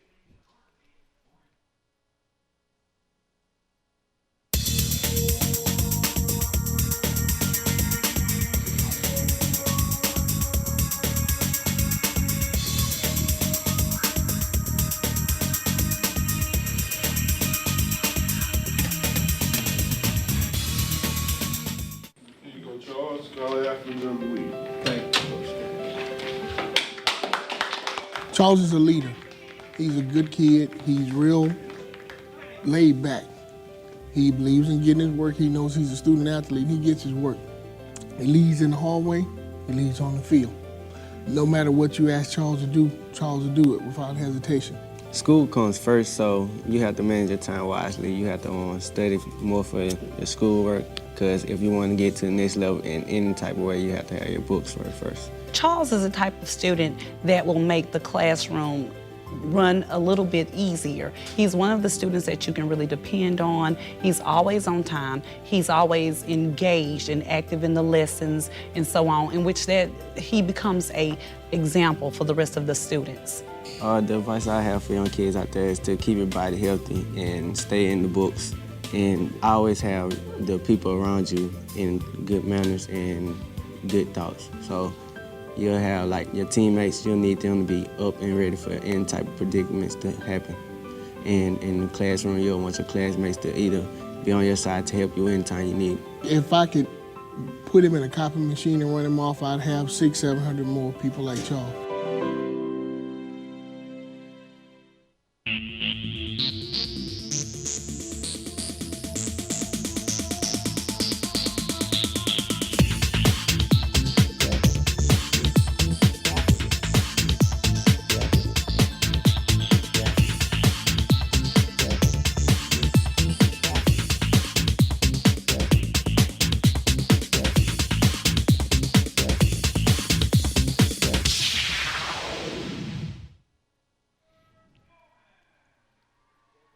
Welcome back to the MCPSS Thursday Night Kickoff, brought to you by WKRG TV. It's halftime, and we have another guest in our booth with us right now for the Call News sports correspondent, Mr. Arthur Mack. How you doing, Mr. Mack? Doing great. How about you? Absolutely great. Glad to have you here. You cover a lot of action on the Gulf Coast for high schools, and we wanted to get you by here to kind of get your take on the season thus far, what you've seen. I know you're familiar with Vigor, and what we've seen tonight is typical Vigor football here. Oh, yes. Quick strike at any time. So you have to expect that they can strike at any time. So you have to be very wary about them. After a slow start this season, they've really picked up steam, and seems like they're back on a – you got a whole lot of momentum now. Absolutely. Now, with the Call News, they're based out of Citronelle, but I know you're covering a lot of teams from Citronelle to Mobile. Who are some of the teams you've covered so far, and what's some of the action you've seen Well, this I covered season? Mary Montgomery.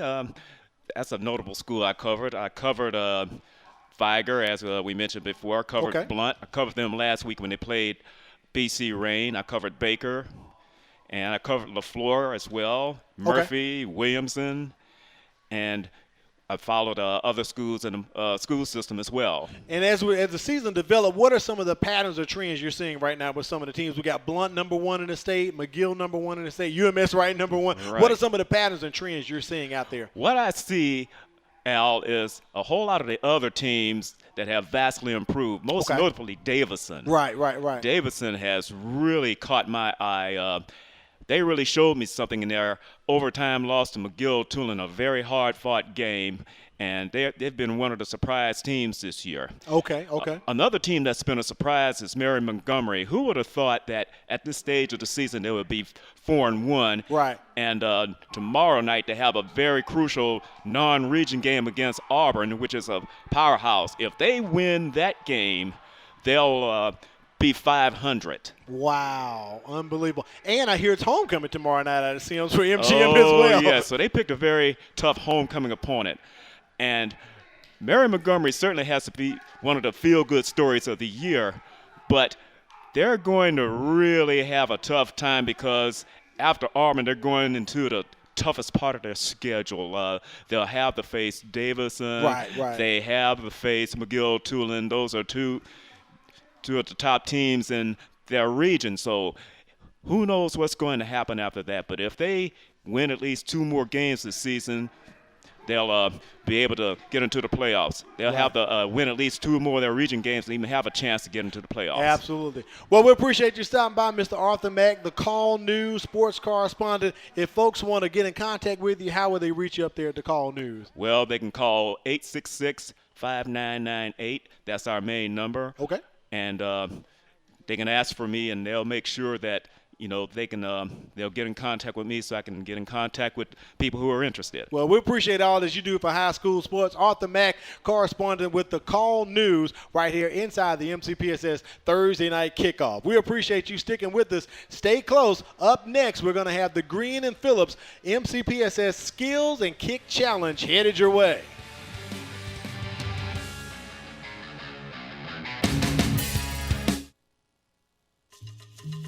The Environmental Studies Center is a natural sciences education facility designed to provide unique learning experiences. In addition, wildlife rehabilitation plays a vital role each day at the center. Featuring more than 500 acres of rich woodlands, the center affords teachers, students, and the general public an opportunity to experience firsthand the natural environment. Environmental Studies Center. It starts with us in the Mobile County Public Schools.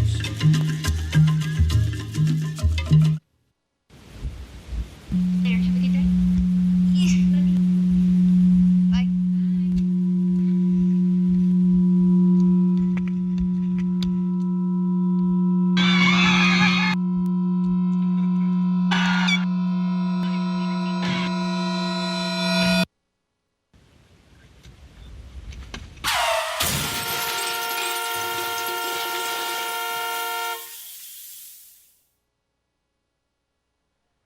The MCPSS Thursday night kickoff continues. Halftime action here at Lab People Stadium. Vigor on top, 21-0 over LeFlore.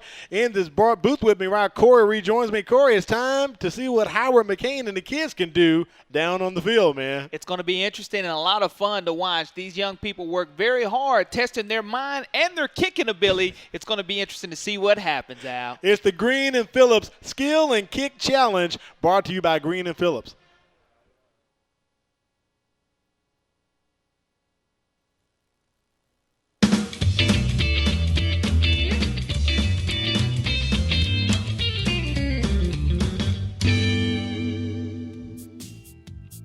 Welcome back to Lad People Stadium and the Green and Phillips MCPSS Trivia and Kick Challenge.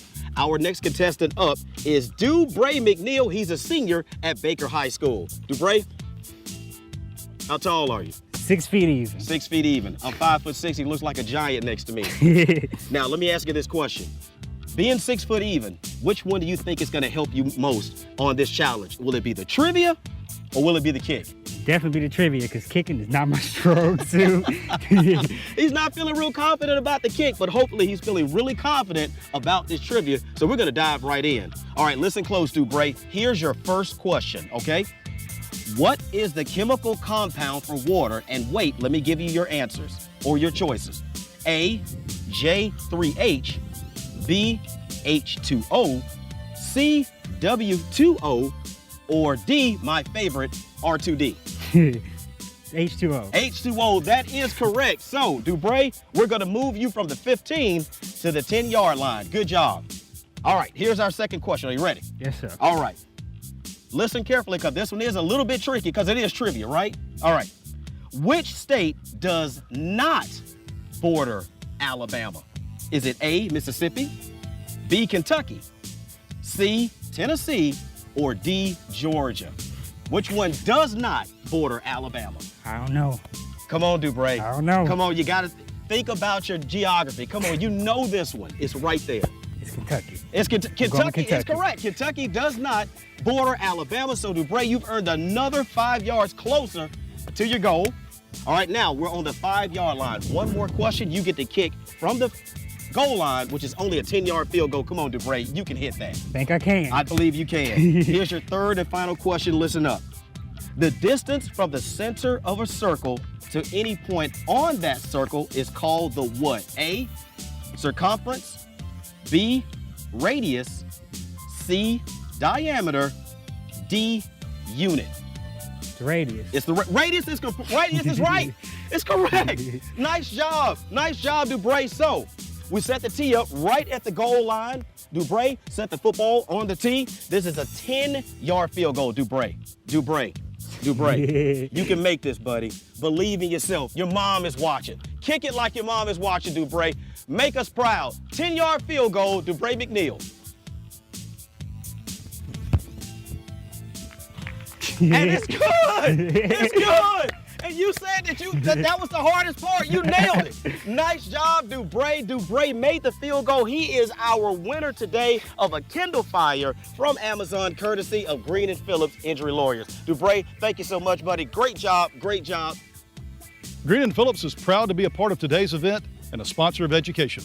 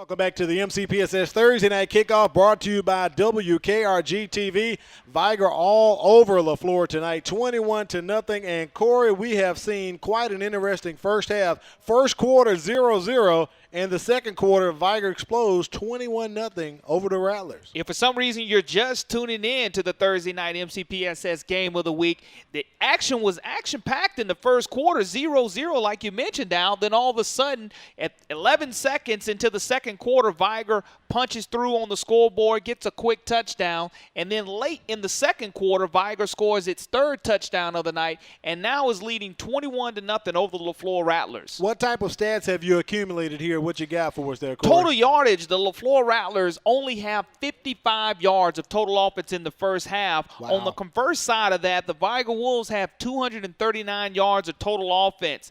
5 penalties for 40 yards for the Wolfpack is something I know they want to go ahead and clean up here in the second half. Dwan James for the LeFlore Rattlers has 7 carries for 41 yards, but the dynamic offensive player for the Vigor Wolves has been quarterback Cameron Williams. Right. He has 1 carry for 48 yards. That was the touchdown. But passing the football, he has been successful 5 out of 9 for 129 yards and a touchdown. When you look at those statistics on the scoreboard, it does favor the Vigor Wolves.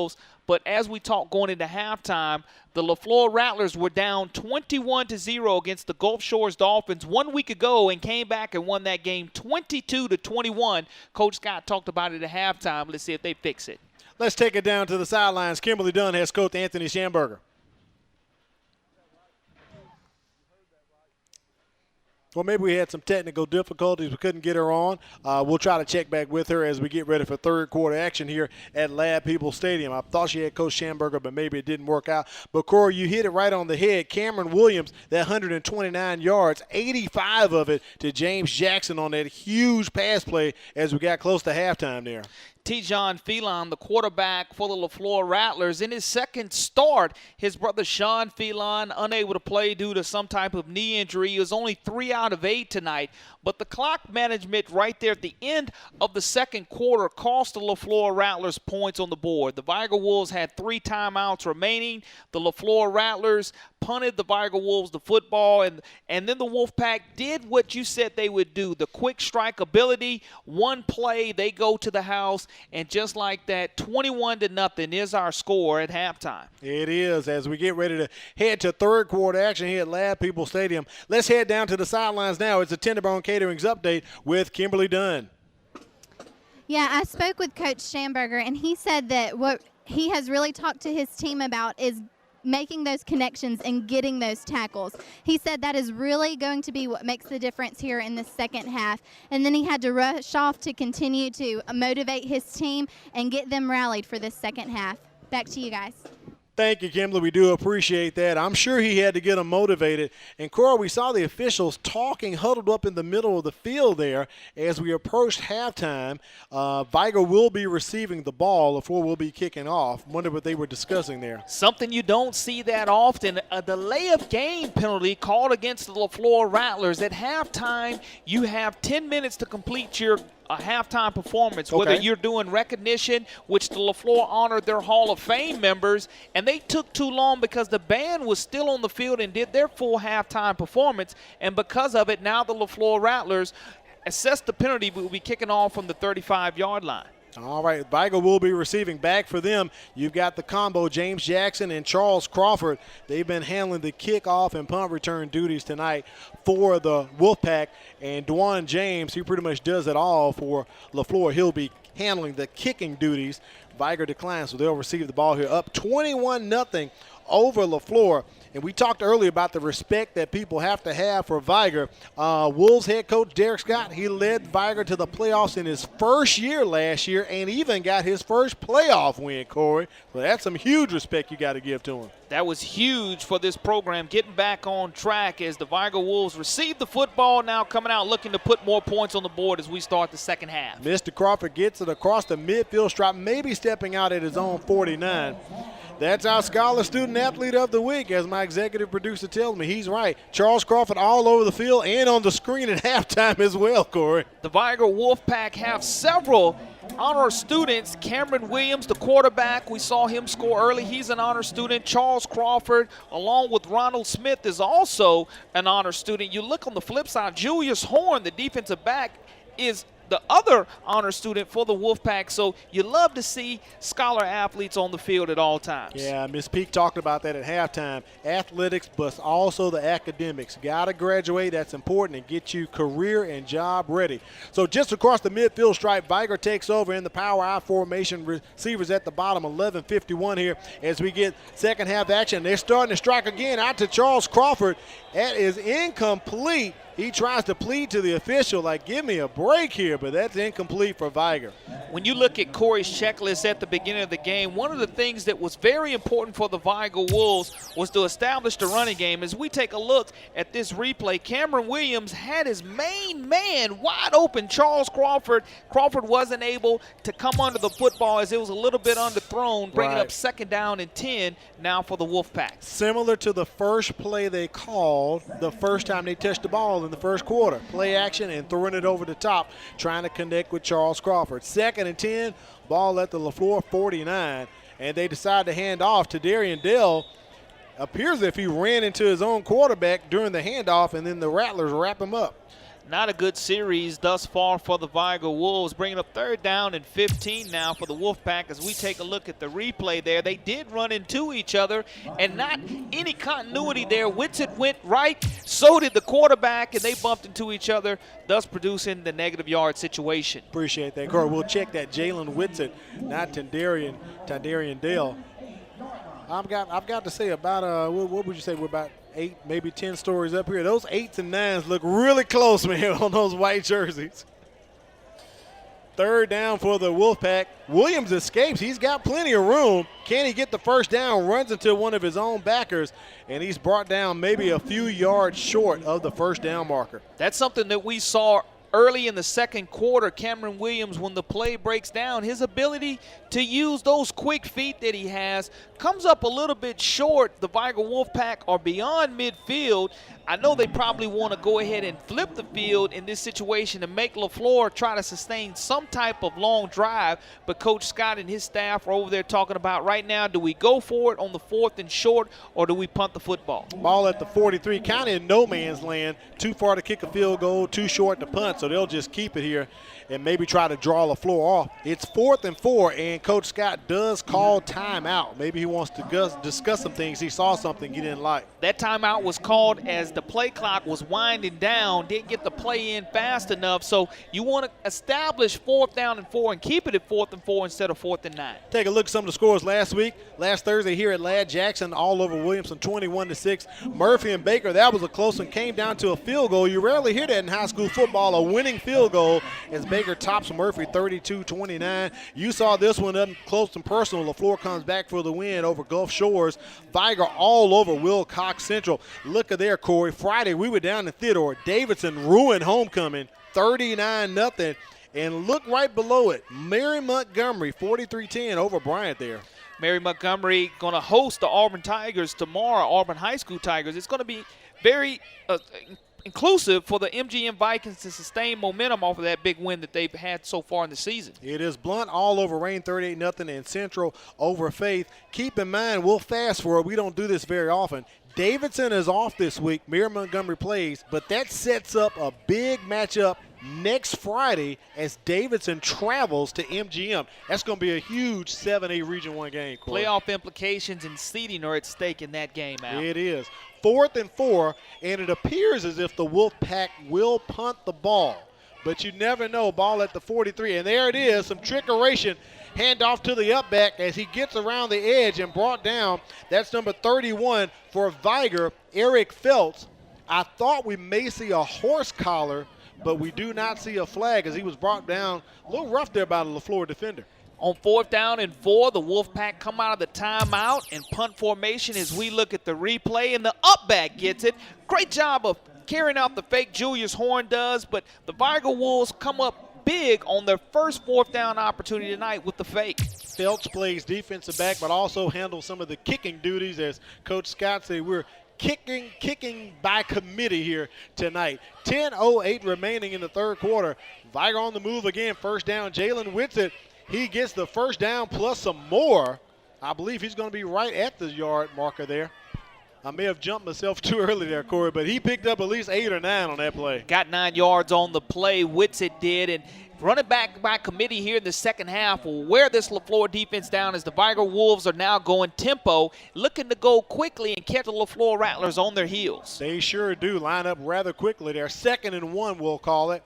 And there's a handoff to Whitsitt again, and he's going to have enough to get across the line and get the first down. On the high snap, was able to get it into the belly of Whitsitt.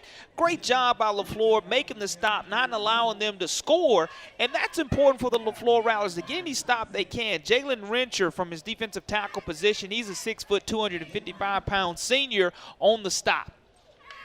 1st and 10, ball at the 18-yard line for Vigor as Williams looks over to the sideline to get the call. They're on the move already here in the third quarter.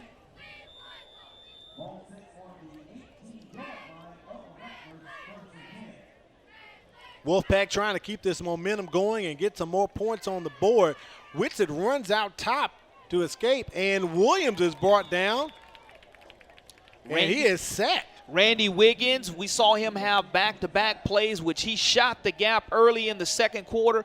Does a great job of coming from his outside linebacker position as we look at the replay. Comes from the blind side and makes that great sack for the LeFlore Rattlers. Hopefully that'll give them the shot in the arm that they need. Getting the Vigor Wolves behind the sticks early in the down is very important. Makes it about 2nd and 17. Take a loss there for the Wolfpack, 7-yard loss. They're trying to get to the to the 5-yard line to pick up a first down here. Close to the 20, he is brought down. That's David Tarvin on the run, running back by committee. We continue to go deep into the depth chart calling names tonight for Vigor. Taj Lucy on the stop, saved a big touchdown saving tackle by the Rattlers, and the Vigor Wolves are now looking to just kind of chip away. If they can stay ahead of the sticks, they'll go ahead and spin and run off some clock as well on this drive. I'm sure Coach Scott wants to preserve the shutout he has going here over all these 3 games. We'll call it 3.5 games right now. He's held his opponents scoreless. Williams rolls out to the right trying to connect, and he does. It's not enough to get the first down, but there's a flag on the play. Somebody left a little bit too soon before the ball was snapped. The white hat catches it. There's going to be a penalty assessed, which is going to back the Wolfpack up another 5 yards, probably bring up 3rd down and 18 now for Vigor. Illegal shift on the offense. So not a false start, but a legal shift. Pass was completed to Tatrick Hardy, but that's not going to count. We'll get to do that one over again. So it'll set up maybe about 3rd and 18, 3rd and 19. And the LeFlore Rattlers need to come away with a big stop right here. The defense has been on the field for a very long time, not necessarily here in the third quarter, but throughout this game, Vigor, with their quick strikes, has still been able to sustain a couple of drives. And with that being said, the LeFlore offense only having 55 total yards of offense in the first half is not going to get it done, and it keeps your defense and puts them in a bad situation. 3rd and 18, the ball's on the 26. Williams steps back, doesn't find anyone, but he does throw it up, kind of shoots a duck up there, and it is incomplete. So that'll put Vigor at 4th down. I don't know if that ball was tipped at the line or if he just threw it up that high himself, Corey. That was the confidence that the quarterback Cameron Williams had in his wide receiver Charles Crawford to come across the field in a jump ball situation and make the play. Crawford, we know, has great leaping ability, and he was going to make sure as we take a look on this replay as the quarterback Williams scrambles out, it doesn't get tipped. He just throws it up and knew that Crawford was coming across the field. That's the type of connection that they have. Crawford tried to make the dive, came up a little bit short. Ball on the 26. Vigor electing to go for this 4th and 18. We saw them run a trick play on the last time. They called timeout and got into punt formation, but right now they are definitely going for it. Receivers 3 at the bottom. Williams trying to escape, and he throws it up. He's got someone open, and he connects for a touchdown to Ronnie Williams. 26-yard grab. Vigor on the board once again. 4th down and 18, folks. They're able to score a touchdown. Ronnie Williams, 5'11", 185-pound senior. As we take a look at the play, Cameron Williams with his wheels had 5 wide receivers on the play, and somehow or another, wide receiver Ronnie Williams becomes wide open, untouched on 4th down and 18 from the 26-yard line, and another score for the Vigor Wolves. Williams to Williams connection, putting Vigor on top 27-0 as we wait for the PAT to be attempted right here. And that should not happen. If you're the LeFlore Rattlers on 4th down, you definitely don't want to give up a touchdown. The worst thing that can happen is you may give up a 1st down, but definitely don't want to leave a wide receiver doing 5 wide untouched for the touchdown. Vigor on top of LeFlore 27-0. Stick with us. The MCPSS Thursday Night Kickoff continues, brought to you by WKRG TV. At Tenderbones Catering, our mission is to create an unforgettable event by exceeding your catering expectations. From large banquets to intimate affairs, we offer catering services for up to 1,000 guests. If you're planning a corporate event, party, meeting, or wedding, Tenderbones Catering will make it memorable from start to finish. Innovative cuisine, excellent service, and affordable pricing makes us Mobile's best catering value.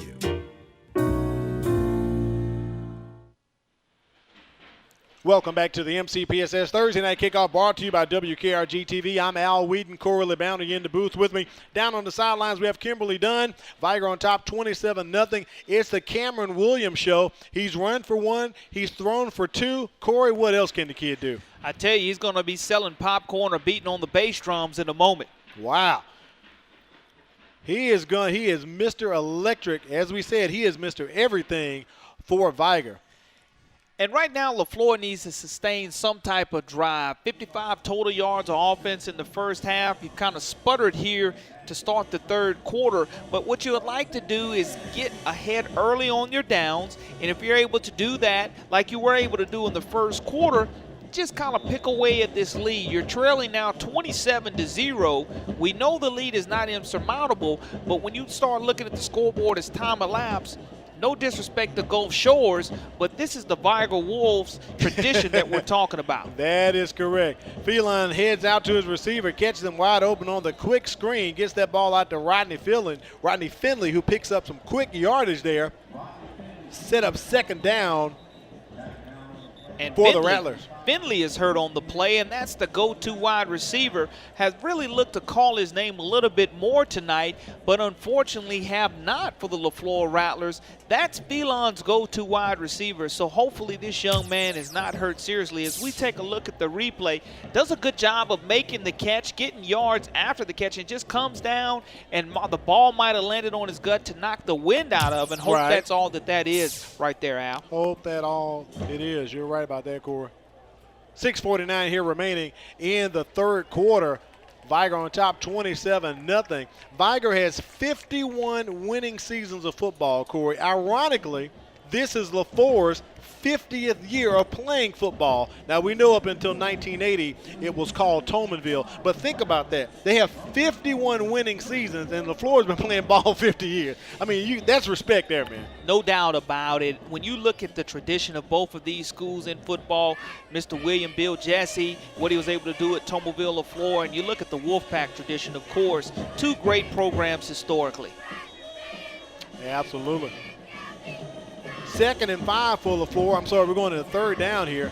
Be 3rd, maybe about 4 or 5 here for the Rattlers. But it's going to be imperative that the LeFlore Rattlers find a way to get a 1st down on 3rd down and 4 is what our official clock keeper is going to call it. They're going to spread the football out. DeJuan James is still in the backfield as the single back for the Rattlers, and you would like to see him get the football and just be able to establish his will as Phelan, the left-handed quarterback, is going to roll out and throw the ball incomplete to the up back, McMillan, in the flat. Incomplete. He was trying to get to McMillan there as he rolled out to his strong side. He's a left-hander, as you said, but just could not get it to him. And also, that means LeFlore just cannot get it going right now, and they'll be having to punt the ball back to Vigor.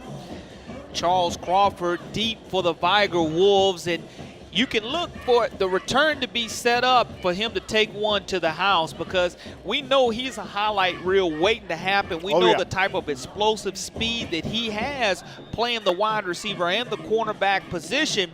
But Charles Crawford is a special athlete. Not only was he our honor student, his father and his uncle both played for Vigor High School. His dad was an all-state linebacker, and Crawford played different positions 9th through 11th grade. Now he's playing primarily wide receiver. James Jackson on the return up the middle. He's got room. All he has to do is beat James, and James brings him down at about the 33-34 line as we hit the 5:50 mark here in the third quarter. Corey, he almost broke one there. Dwan James, the all-everything player for the LeFlore Rattlers, comes away and makes the touchdown-saving tackle.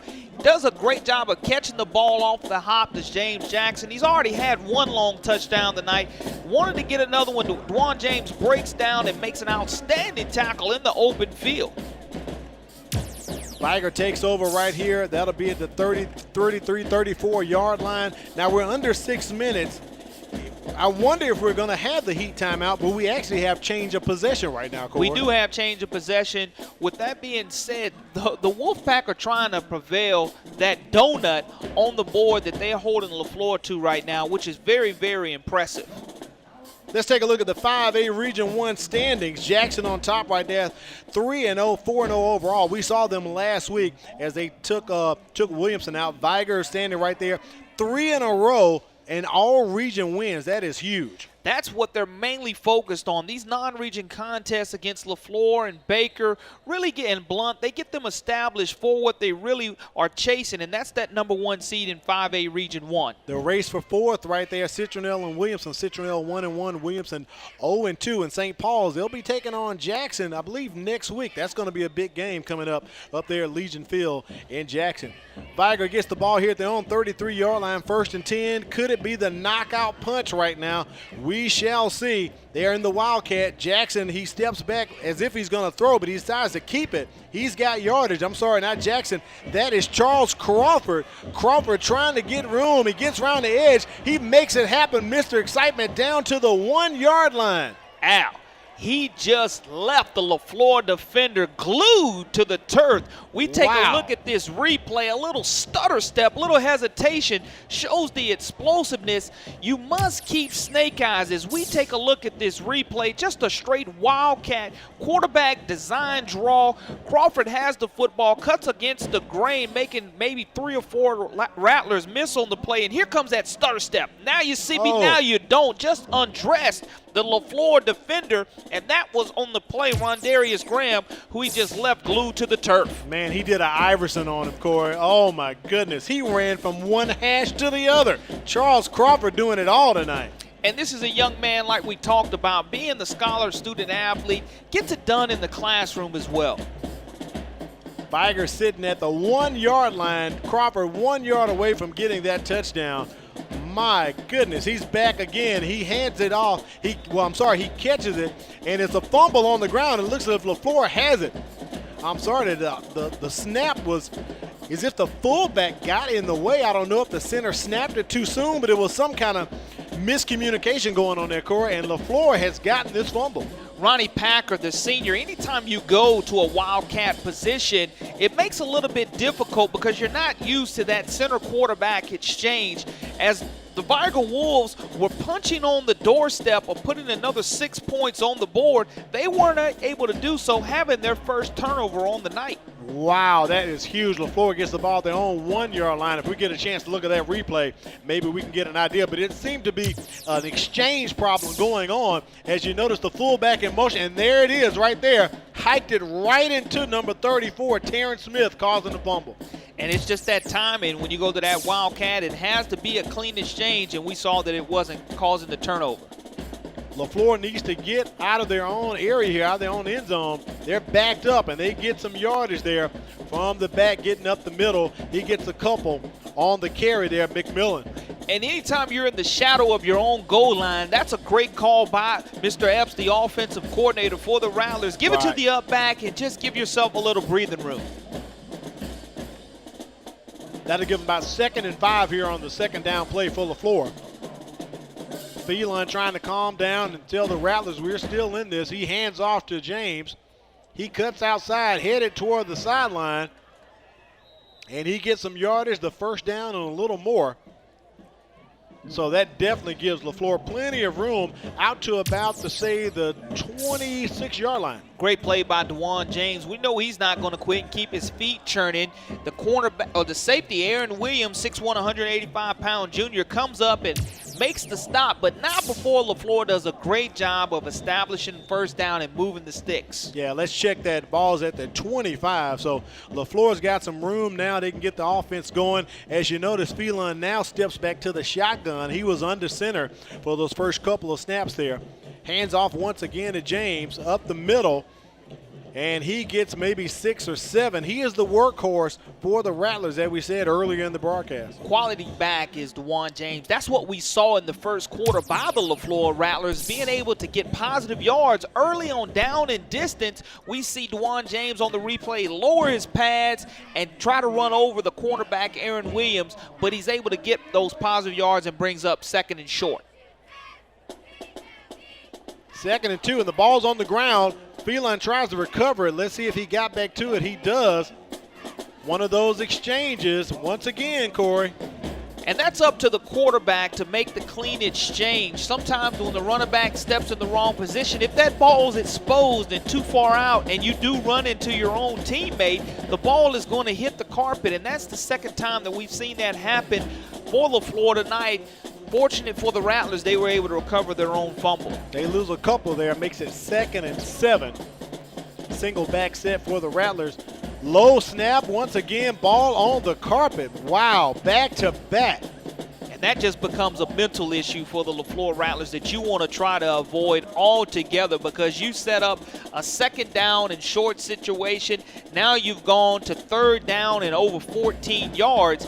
Going in the wrong direction are the LeFlore Rattlers at this point in You time. can even read the body language of the young man right there. Tijon Phelan, he's a junior, and you can kind of see the frustration he's expressing. And as you talked about, you got to have the confidence here, and this is not a good situation for the Rattlers at all. That makes it 4th down.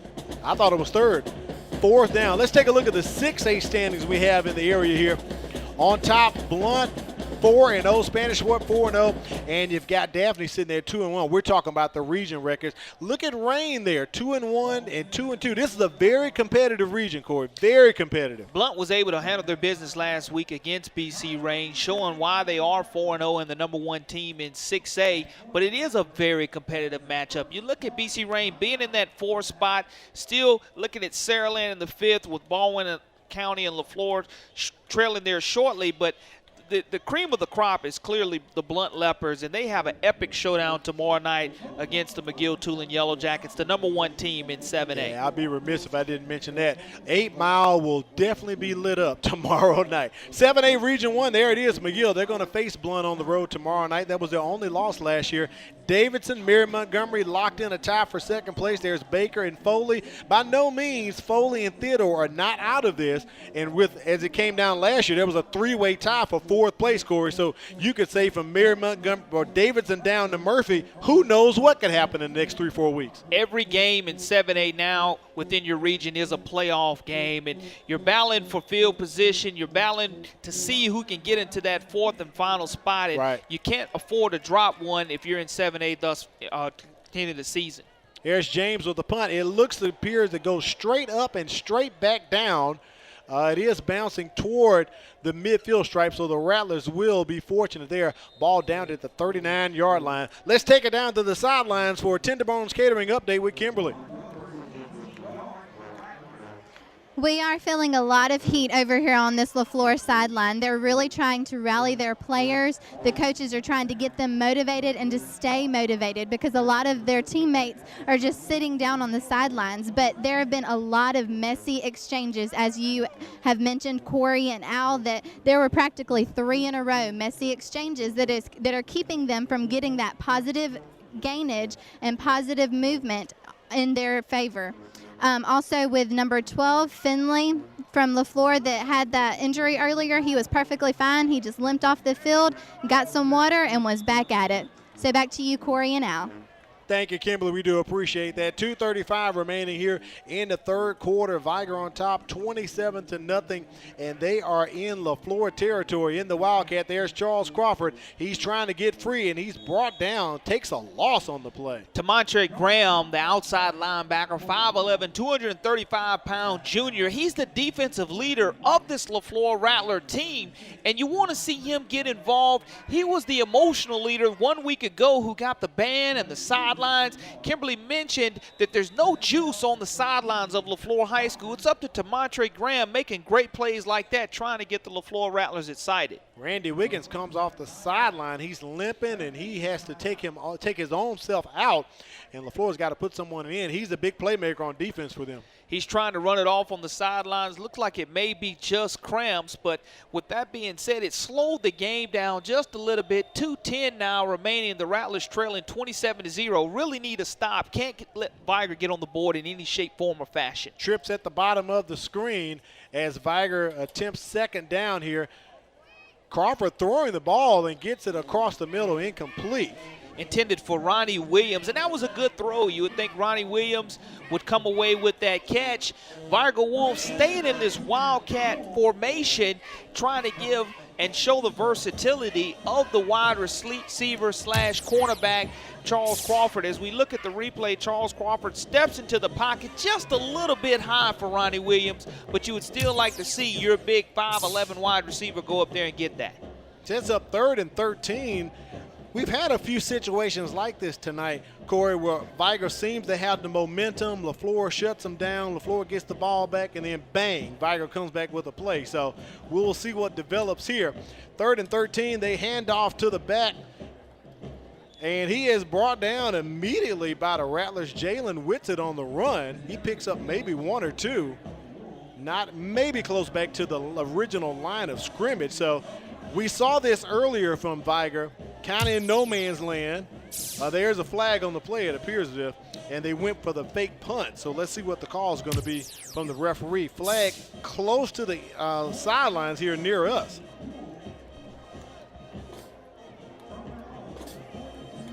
So it looks like the call is a legal procedure by the Wolfpack. LeFlore could decline this, and it'll remain 4th down. Now let's see what Coach Sandberger and the crew decide to go with. Procedure on the offense. That penalty's declined. 4th down. So it will be 4th down here. And deep for the Rattlers is DeJuan James. He hasn't been able to really have the field set up for a return tonight. It's going to the left or the right. If he gets a clean exchange, we've seen his explosiveness.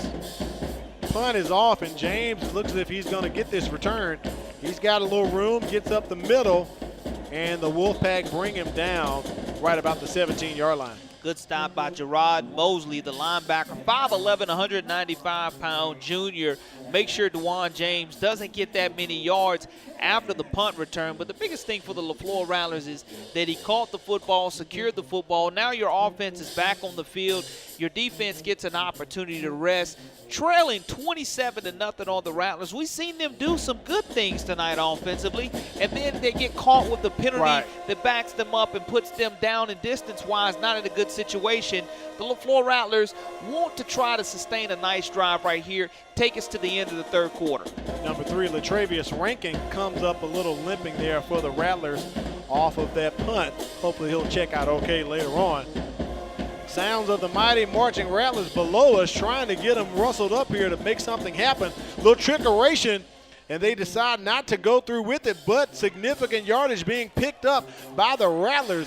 James on the move here and brought down near the 41, 42-yard line. He had an opportunity to throw it, but he kept it and decided to run with it. DeJuan James does what great running backs always do. You go back and you look at the replay. Look at his feet, folks. They're steady moving. When he cuts against the grain, saw that there was nobody to throw to, tucks the ball away, and take a look at his sweet feet. They're constantly moving, constantly cutting against the grain, never gives up. Even when the Vigor Wolves thought they had a tackle, broke through that, keeping his feet moving, picking up the 1st down.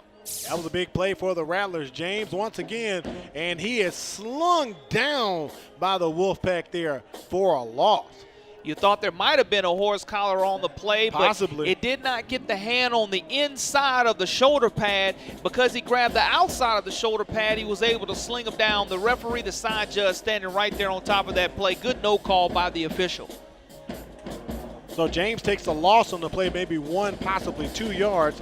We'll call it 2nd and 11 and a half for the Rattlers as we approach the third quarter. Clock is ticking. But if you're the LeFlore Rattlers, the good thing is you wanted to take it to the end of the third quarter with possession of the football. Phelan has 2 receivers at the bottom trying to connect with one of the 2, and he gets it out. Pass is complete. Gets it out to number 7, Jamarcus Lewis. I'm sorry, not Jamarcus Lewis, Desmond Gully, one of your impact players there. And he's a guy that has played both ways for the LeFlore Rattlers tonight. Great job at T-John Phelan getting outside the pocket, having confidence in his wide receiver, and that play should take us to the end of the third quarter. Ball right at the midfield stripe as the clock rings zeros here at Ladd-Peebles Stadium.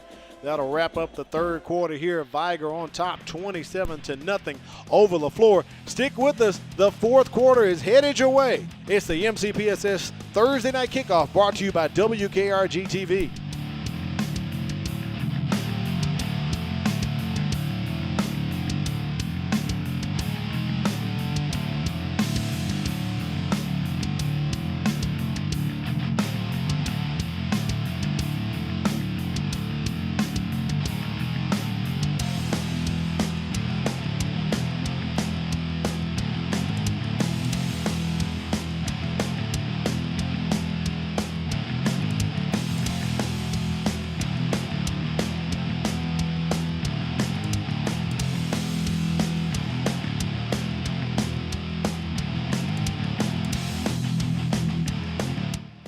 I started off at Fondy Elementary, then I went to Azalea Middle School, and then Davidson High School for my high school years.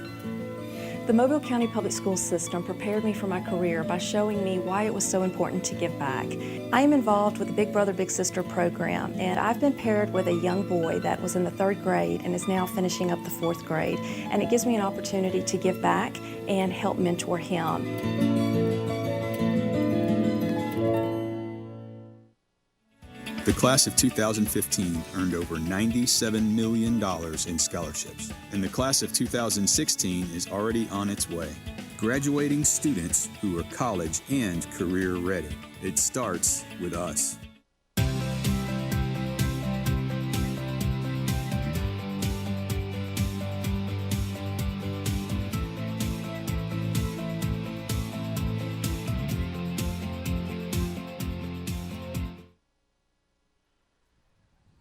Welcome back to the MCPSS Thursday Night Kickoff brought to you by WKRG TV. We enter the fourth quarter. Vigor on top of LeFlore, 27-0. I'm Al Wheaton, joined by Corley Bounty. Down on the sidelines, Kimberly Dunn. And there's a toss-off to James, and that is going to be ruled not a fumble, but LeFlore does get the ball back. So they will take a loss there. That was 3rd and 1, Corey. And all of a sudden you go from 3rd and 1 to now you're going to go to 4th and 11 yards. That's just a horrible play on a horrible break by the LeFlore Rattlers, losing 10 yards on one play. That's just been a cumulative summary of what you've seen tonight. Mishaps by the LeFlore Rattlers.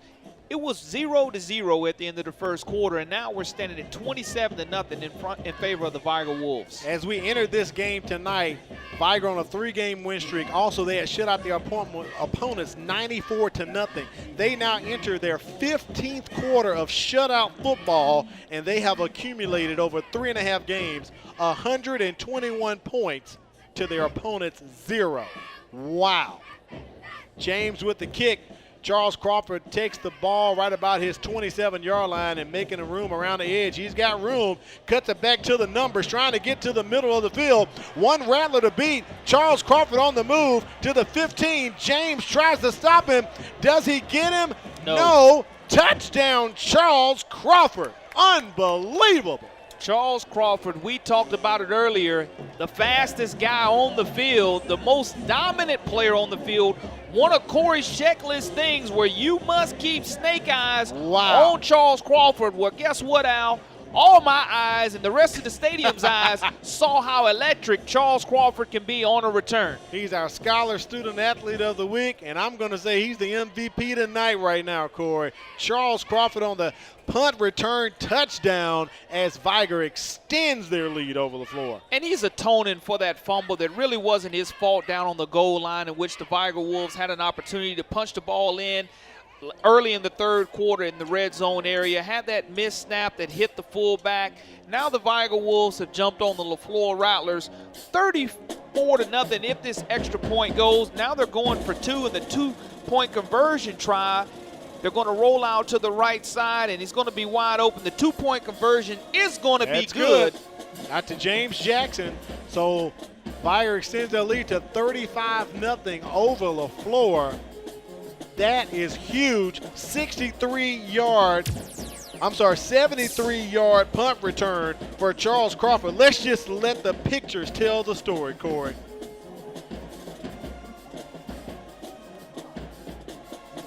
Wow. Dwan James didn't stop at the end, almost made the tackle, but it wasn't enough. That is the sledgehammer mentality that Coach Scott talked about going into the halftime when he was talking on the sidelines, that he wanted to take that sledgehammer and hit the ant. Well, that ant definitely got squashed on that play right there, as the LeFlore Rattlers now looking at the scoreboard down 35-0. I'm looking at their sideline demeanor. The guys really aren't rallying each other, saying, hey, let's not quit, let's not get up, let's try to go ahead and try to have something positive work in our favor. Everyone's down and kind of looking around, saying, all right, we're down 35-0 with 10:43 remaining. Let's just get out of here, guys. Let's try and get out of here.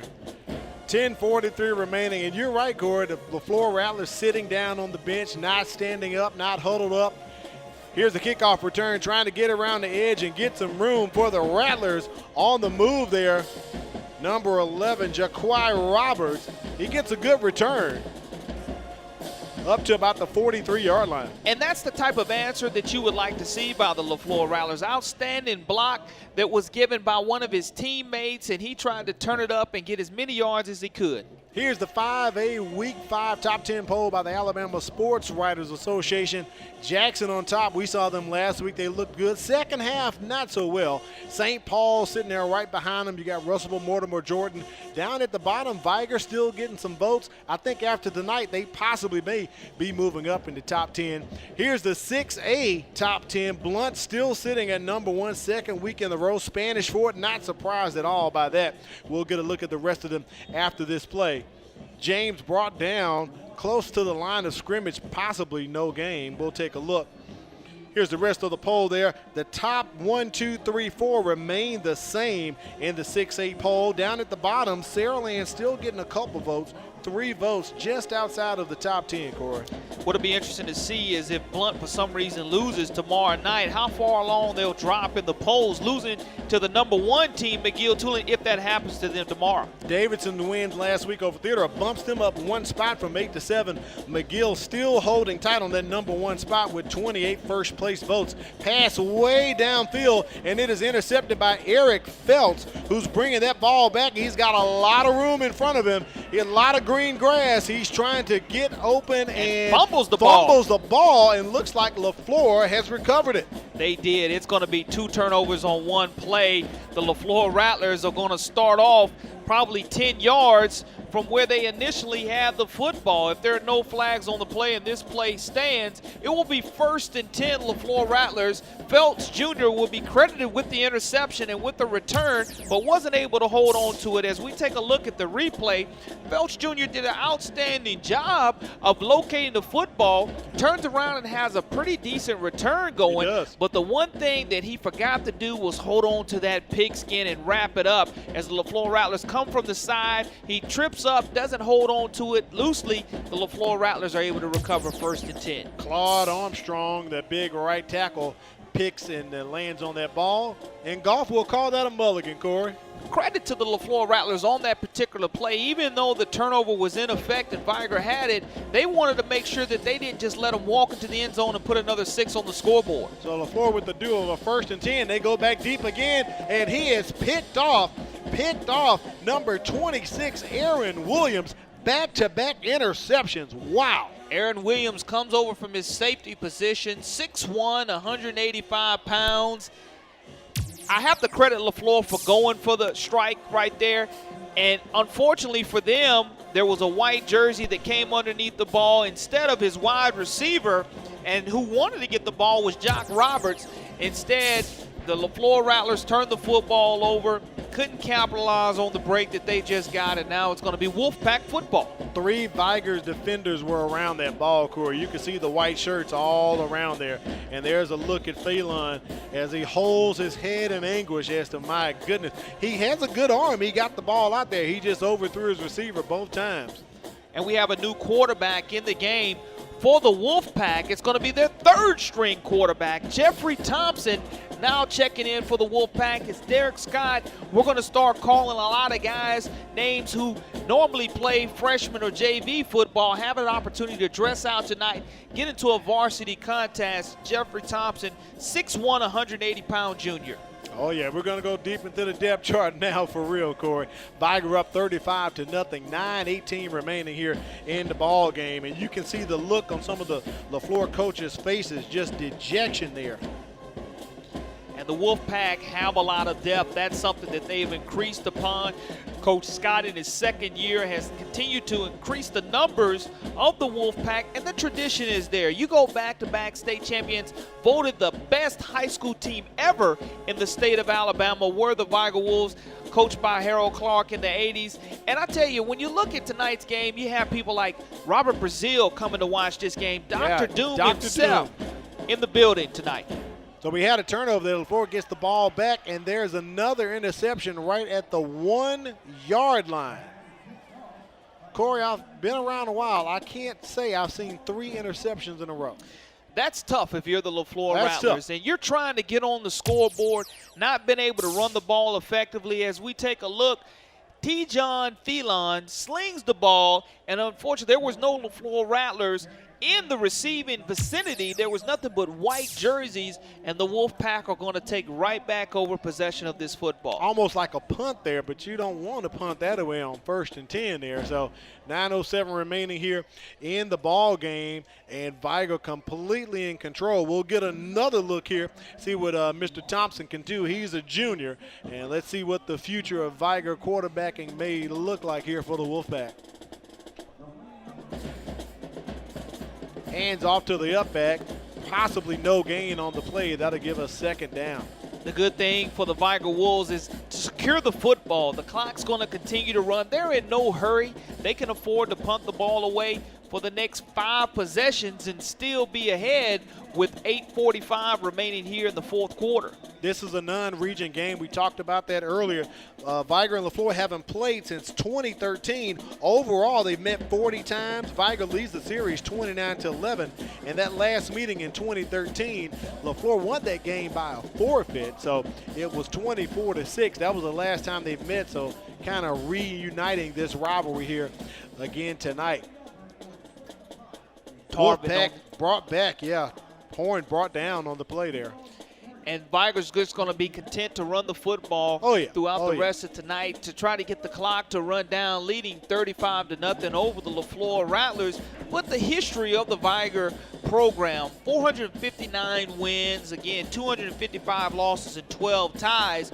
Next week, they step right back into region play and play Williamson Lions right here at Ladd Peebles Stadium.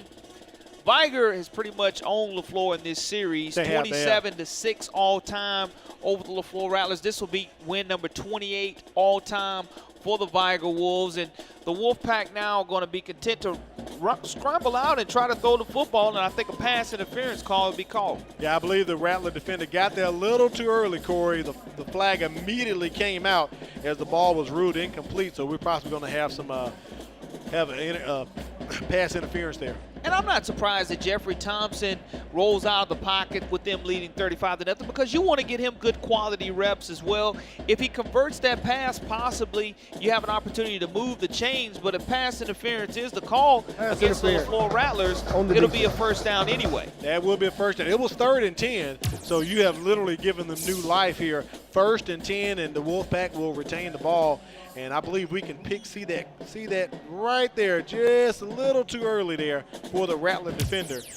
Orlando Smoots on the coverage gets called for the pass interference, and the Vigor Wolves are now going to have a fresh set of downs and have an opportunity to run some more clock. Wolfpack pretty much in control from the 2nd quarter on. 1st quarter we were 0-0, but as the 2nd quarter unveiled itself, Vigor came to life, scoring 3 times, and from then on, they have pretty much controlled the ball game here. Thompson gets the handoff to the running back just in time. He was met across the line of scrimmage by DeJuan James as he was handing the ball off. Desmond Little was able to somehow or another come away with that football as LeFlore literally blew that play up from the jump. The nose tackle had a great jump on the football and was in the backfield by the time Thompson turned around and handed off. That'll take us to 2nd down here for the Wolfpack. No gain on the play. 2nd and 10, ball at the 35-yard line. We do appreciate you joining us tonight for the MCPSS Thursday night kickoff. I'm Al Whedon, Corley Bounty. On the sidelines, Kimberly Dunn's been handling the duties for us tonight. We do appreciate that. And we might have a penalty, a little offsides action from the LeFlore Rattlers there. DeJuan James now switching to the defensive side of the ball also. Yeah, I noted that earlier on the previous play. I think that was him who jumped across there, Corey, and almost got into the backfield to interrupt that play. We'll get the call here from our head referee. Dead ball, encroachment, 5-yard penalty on the defense. So the LeFlore will give Vigor 5 yards on that one. Did you know the Mobile County Public Schools serve 75,000 meals each day? Students are eating healthy breakfasts and lunches, and those meals are being served at no charge. Al, late in the 4th quarter, getting ready to observe the heat timeout. The LeFlore Rattlers have really struggled since the 1st quarter with any continuity on offense. We talked about at halftime with them only having 55 total yards of offense compared to Vigor's 239. It's not going to get any better here in the 3rd and 4th quarter, statistically speaking, for the Rattlers. Dead ball, delay game, 5-yard penalty on offense. All right, so Vigor will penalize themselves the 5 yards that LeFlore gave them. They'll take it right back, and that'll be 2nd and 10 when we return. Wow, isn't that something? Those things can happen like that, Corey, sometimes during the ball game. You know, late call or late get this play in. Let's take a look at some of the games going on tomorrow night. We'll be back here at Ladd tomorrow. We'll call it the Maysville DIP Classic with Rain and Williamson. Big one tomorrow night up in 8 Mile as McGill travels to Blunt. Baldwin County and Bryant do action. That's a 6A, 7A matchup. A lot of out-of-region games going on. You talked about Auburn coming down to MGM. That's homecoming. Citronelle and Satsuma doing battle tomorrow night as well. A lot of action. Murphy and Saraland at the beginning of the season. A lot of people had their eyes on that one, Corey. Things have changed. No, and that's what will happen is we're in week number 6 of football. Things have changed. And Theodore and Enterprise. Yeah, things have changed for the Panthers and the Spartans up there. So not as much at stake possibly at the beginning of the season. A lot of big games we had at the start. McGill Spanish 4, Blunt and Vigor, Baker, Saraland. You know, we had some big ones. And that was one people were looking at along like tomorrow night with Blunt and McGill as well. So those are some of the look at some of the games taking place tomorrow night. We'll be back here at Ladd for the MCPSS Game of the Week Friday night. Tim Finnegan and Howard McCain on the call. I'll be handling sidelines there. Vigor on the move, trying to get the ball back and get a first down here. That was second day. Ladd still has it as 2nd and 5, Corey, but we know they had a delay of game, so that should have been 2nd and 10. And maybe got a yard out of it. Maybe a yard. 3rd down and 9. About Jeremiah 39 Dennis doing a good job of coming in and making a stop for the LeFlore Rattlers. Jeremiah Dennis playing his linebacker position. He's a senior at 6'1", 175 pounds. Getting in the statistical tackle category for the LeFlore Rattlers. So our stat folks have it right here at the board at Ladd. It is 3rd and 9, and now we're under 6 minutes, and we'll have our last heat timeout of the evening here in the 4th quarter.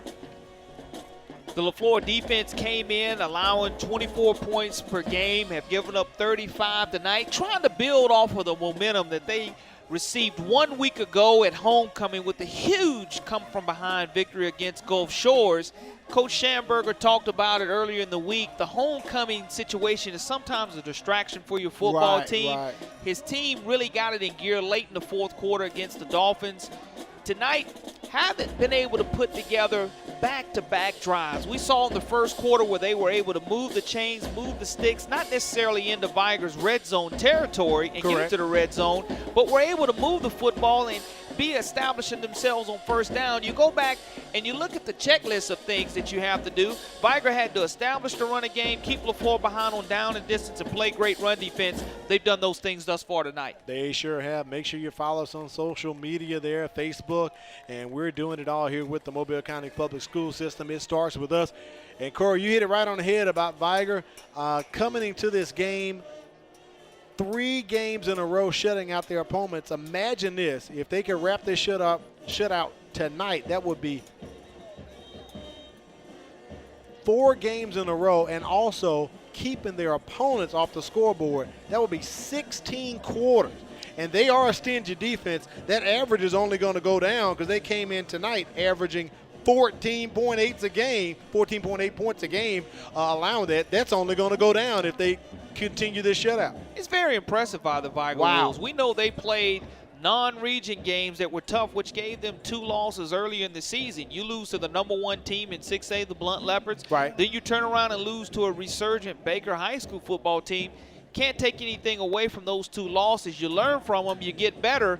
And Coach Scott talked about playing the games in thirds. The first 5 games of the season, the second 5 games of the season, and the last 5 being hopefully playoff wins for the Vigor Wolves. That's where we're at right now. We're in the second third of the season for the Vigor Wolves, and that's the mentality that Coach Scott and his coaching staff has approached it with. That is huge. 4:49 remaining here in the contest, and Vigor in complete control, 35-0 over LeFlore. They will get the ball back here. Ball going to be placed right about the 45-yard line. DeJuan James on that punt return.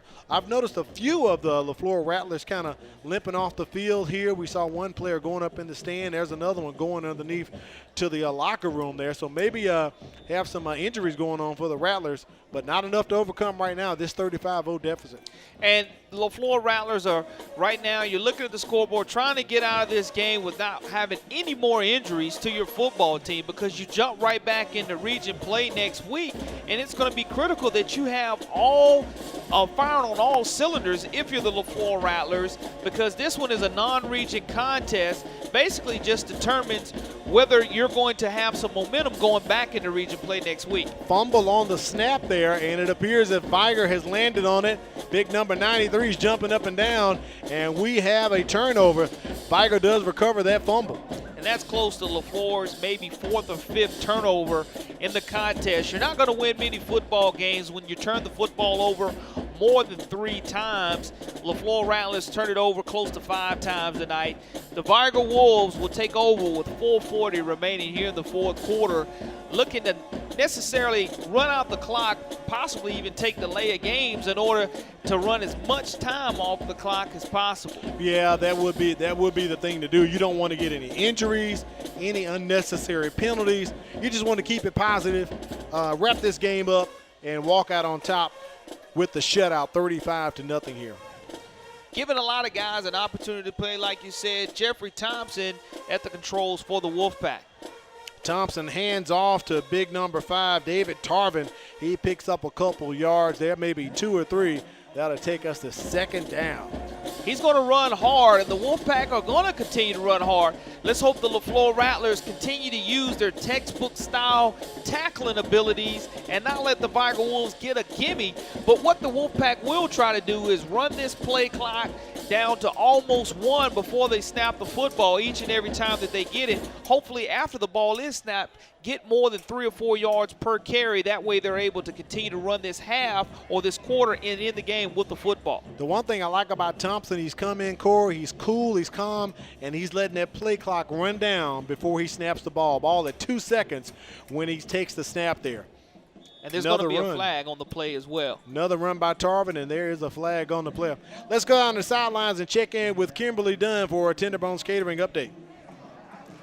All right, guys, like you said, Vigor may be a 5A team, but they are surely playing like they are much bigger, and they have a reputation for winning. Earlier when we talked to LeFlore's coach, he was talking about strategy, and it doesn't seem like they have been able to effectively execute the strategies that he was hoping that they would tonight. They've had over 3 messy exchanges, 4 or 5 turnovers, 3 interceptions, and they're just not running the ball effectively, which is why we see this tremendous lead for Vigor, 35-0. Back to you, Al and Corey. Thank you, Kimberly. We appreciate that. Another Tenderbones Catering sideline update with Kimberly. Yeah, messy exchanges, turnovers on the Rattlers' part, and that can lead you to 35-0. But big plays from Charles Crawford and Cameron Williams, and that could definitely lead to 35-0 as well, Corey. And the ability to score within 1 or 2 quick plays within 11 seconds is what is very impressive by the Wolfpack, as they're looking to regain all those lost yards on that holding penalty that was called. I like how he went to one of his go-to guys. Well, maybe not for Thompson, but James Jackson, receiver. He's a good possession receiver. He knows how to get yards and space, so that was a good look for them. Tomorrow night, we'll have it live for you. Rain and Williamson right here at Lab People Stadium. It's the MCPSS Friday night game of the week. Tim Finnegan, Howard McCain on the call, so make sure you join us. We'll be back at Lab People Stadium. 3 minutes, less than 3 minutes remaining here in the contest. Vigor close to getting the first down. It's not really 4th and 20 as the stat guys, maybe about 4th and 5. Third and four is what the yard marker has. There we are. 3rd down out. Looking at their court. And around the edge, heads big number 5, David Tarvin. They've been working him here in the latter part of 4th quarter. And he had the ability to go out of bounds, but decided to stay in bounds. The coaching staff was like, no, get down once you've established that first down. And that's what the Wolfpack were trying to do. They got this football with maybe 4:35 left on the clock in the 4th quarter, and they just wanted to end the game with the football, meaning they don't have to score, but they've run enough plays and picked up enough first downs to control time of possession. Yeah, and that's a huge momentum thing for them. They can go in victory formation. They can keep LeFlore from getting that ball back. That sends a big, strong message. That's what they wanted to do right here, is play keep away essentially, even though they're looking at 35-0. Another great completion to the wide receiver by Thompson. He gets it out to number 12, Ronald Smith, and he gets into the end zone for a score. Vigor on the board once again. No flag on the play as I was looking around. That's just going to be a nice pitch and catch situation. Touchdown Wolfpack. Jeffrey Thompson connects with his wide receiver. Great job as we take a look at the replay. Wide receiver made sure that 2 to 3 defenders missed, turned it up. You can't tell a young man not to score to get on that highlight reel. And I do believe that was James Jackson's 2nd receiving touchdown on the night. That one coming from the backup quarterback, Jeffrey Thompson. And Thompson gets into the stat sheet there with a touchdown with those other completions as well. So I'm sure he wants to get on the board. And the extra point is barely good over the crossbar. So that stretches the lead to 41-0. Vigor all over LeFlore. And I don't think that's a situation of trying to run the score up, because you had the ball at your 30-yard line. The pass was made laterally. Wide receiver does a great job, James Jackson, of making 3 LeFlore defenders miss. Right. You had the opportunity to tackle him in bounds to keep him from scoring. He just juked you and made you miss. With that being said, he was able to increase his highlight reel, which is something he's playing for as well, trying to get a scholarship on the next level, just being a sophomore, but that adds to his huddle highlights as well. Well, one thing I can say, Corey, despite the score being 41-0, The mighty marching Rattlers have not relented in their playing of music and their excitement tonight. You know the LeFlore Rattler Mighty Marching Band is always going to bring it out. Oh, man, they have not stopped all night long. And just across the way, the Wolfpack, they've still been going at it too. And it's blow for blow by the bands. Oh, it is. It is. It is. So I can say that despite the score, the kids in the band still have their excitement and exuberance going on display here at Ladd. 2:11 remaining in the ball game. Vigor pretty much looking to wrap this thing up here, kicking off to LeFlore as they take the kickoff return around the edge, trying to make some moves and get some extra yardage. Randy Wiggins. Looks like Randy Wiggins back in the game there. Yeah, he went out earlier, but possibly was a cramp, but he got back in on that return for the Rattlers. And what the LeFlore Rattlers are trying to do is get on the scoreboard. But, and if you're the Wolfpack, you're trying to preserve that donut, like you mentioned. Going some almost 16 quarters without allowing a score is very impressive. Doing it in your region, out of your region. You try to build off of things. The penalties in the second half was something that I know Coach Scott talked about at halftime. They had 5 penalties for 40 yards at the halftime. They picked up a few here, but nothing that really was going to change the outcome of tonight's contest. 1st and 10 ball at the 44. Phelan takes the snap. I'm sorry. That's DeJuan James with the direct snap. He's trying to get around the edge, and he wants to get some room and get out there. He's taken out at about the 25-yard line. He does not have the give up. He is like, no, I'm going to stick it out. The Rattlers trying to get on the scoreboard. We've seen DeJuan James play offense. We've seen him play defense. We've seen him punt. We've seen him return punts. He's not going to quit. He's a starter in the game trying to score the first points of tonight's contest for the Rattlers. He is. Huge confidence boost if they can get some points on the board as we approach 1:45 remaining in the ball game here. James taking a direct snap again. Pretty much he wants to put the ball game in his hand and try to get some points for LeFlore. Stays in bound, maybe about 6 or 7 on that carry. But I'm sure the Wolfpack, and they are saying, look, we are fighting to keep our shutout. So they want to deny LeFlore from getting on the board by all means right here. 2nd down and 4, we'll call it, trying to get to the 19-yard line. And LeFlore will have a bye week next week, but then it doesn't get any easier for them after they come off the bye week. They're going to play on the 7th of October, the Blunt Leopards. Oh, yeah. I remember that game last year. Blunt, oh, my goodness, all over the Rattlers. So that will be a huge one in 6A Region 1. James hands this one off and tries to get it over the edge there. Desmond Gully can't get outside to get any extra yards, and he's brought down, possibly no gain on the play. Jamarcus Snow comes up from his outside linebacker position. A 5'9", 185-pound sophomore was having none of that. Actually, Gully takes a loss. That'll make it 3rd and 10, ball exactly at the 25-yard line. James takes a snap. He's trying to escape. He cannot get outside, brought down around the hash right about the 33-34-yard line. As the clock continues to tick as we approach 4th down, and I wonder what Coach Schamberger is going to do here. You might as well go to the end zone right here. If you're going to decide to run one more play, it's not going to be beneficial. Someone may take an opportunity to get hurt, so that's probably going to be the last play of tonight's game.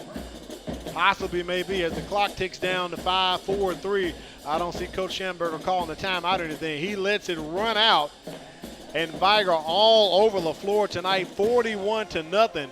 We saw the Wolfpack scoring in all type of manners tonight, Gore. And they preserved the shutout. I think that's what's most important and impressive for the Wolfpack, coming in tonight winning 41-0 over the LeFlore Rattlers. Wow, huge, huge victory for Vigor here, 41-0. They scored on the ground, they scored in the air, they scored on punt return. They were all over the field, especially Mr. Charles Crawford. They scored every way that you could possibly think, and who would have thought that at the end of the first quarter, Al, that this game was 0-0. It was. The final score 41-0, indicative of the Wolfpack being able to score early and often when when they had time of possession in the second quarter, jumping out to that 21-0 lead at halftime and looking to almost double it up at the end of the game. Final score 41-0. The LeFlore Rattlers are going to try to have the week off to get themselves healthy, compose themselves, and prepare for the Blunt Leopards. On the flip side of that, go right into region play next week.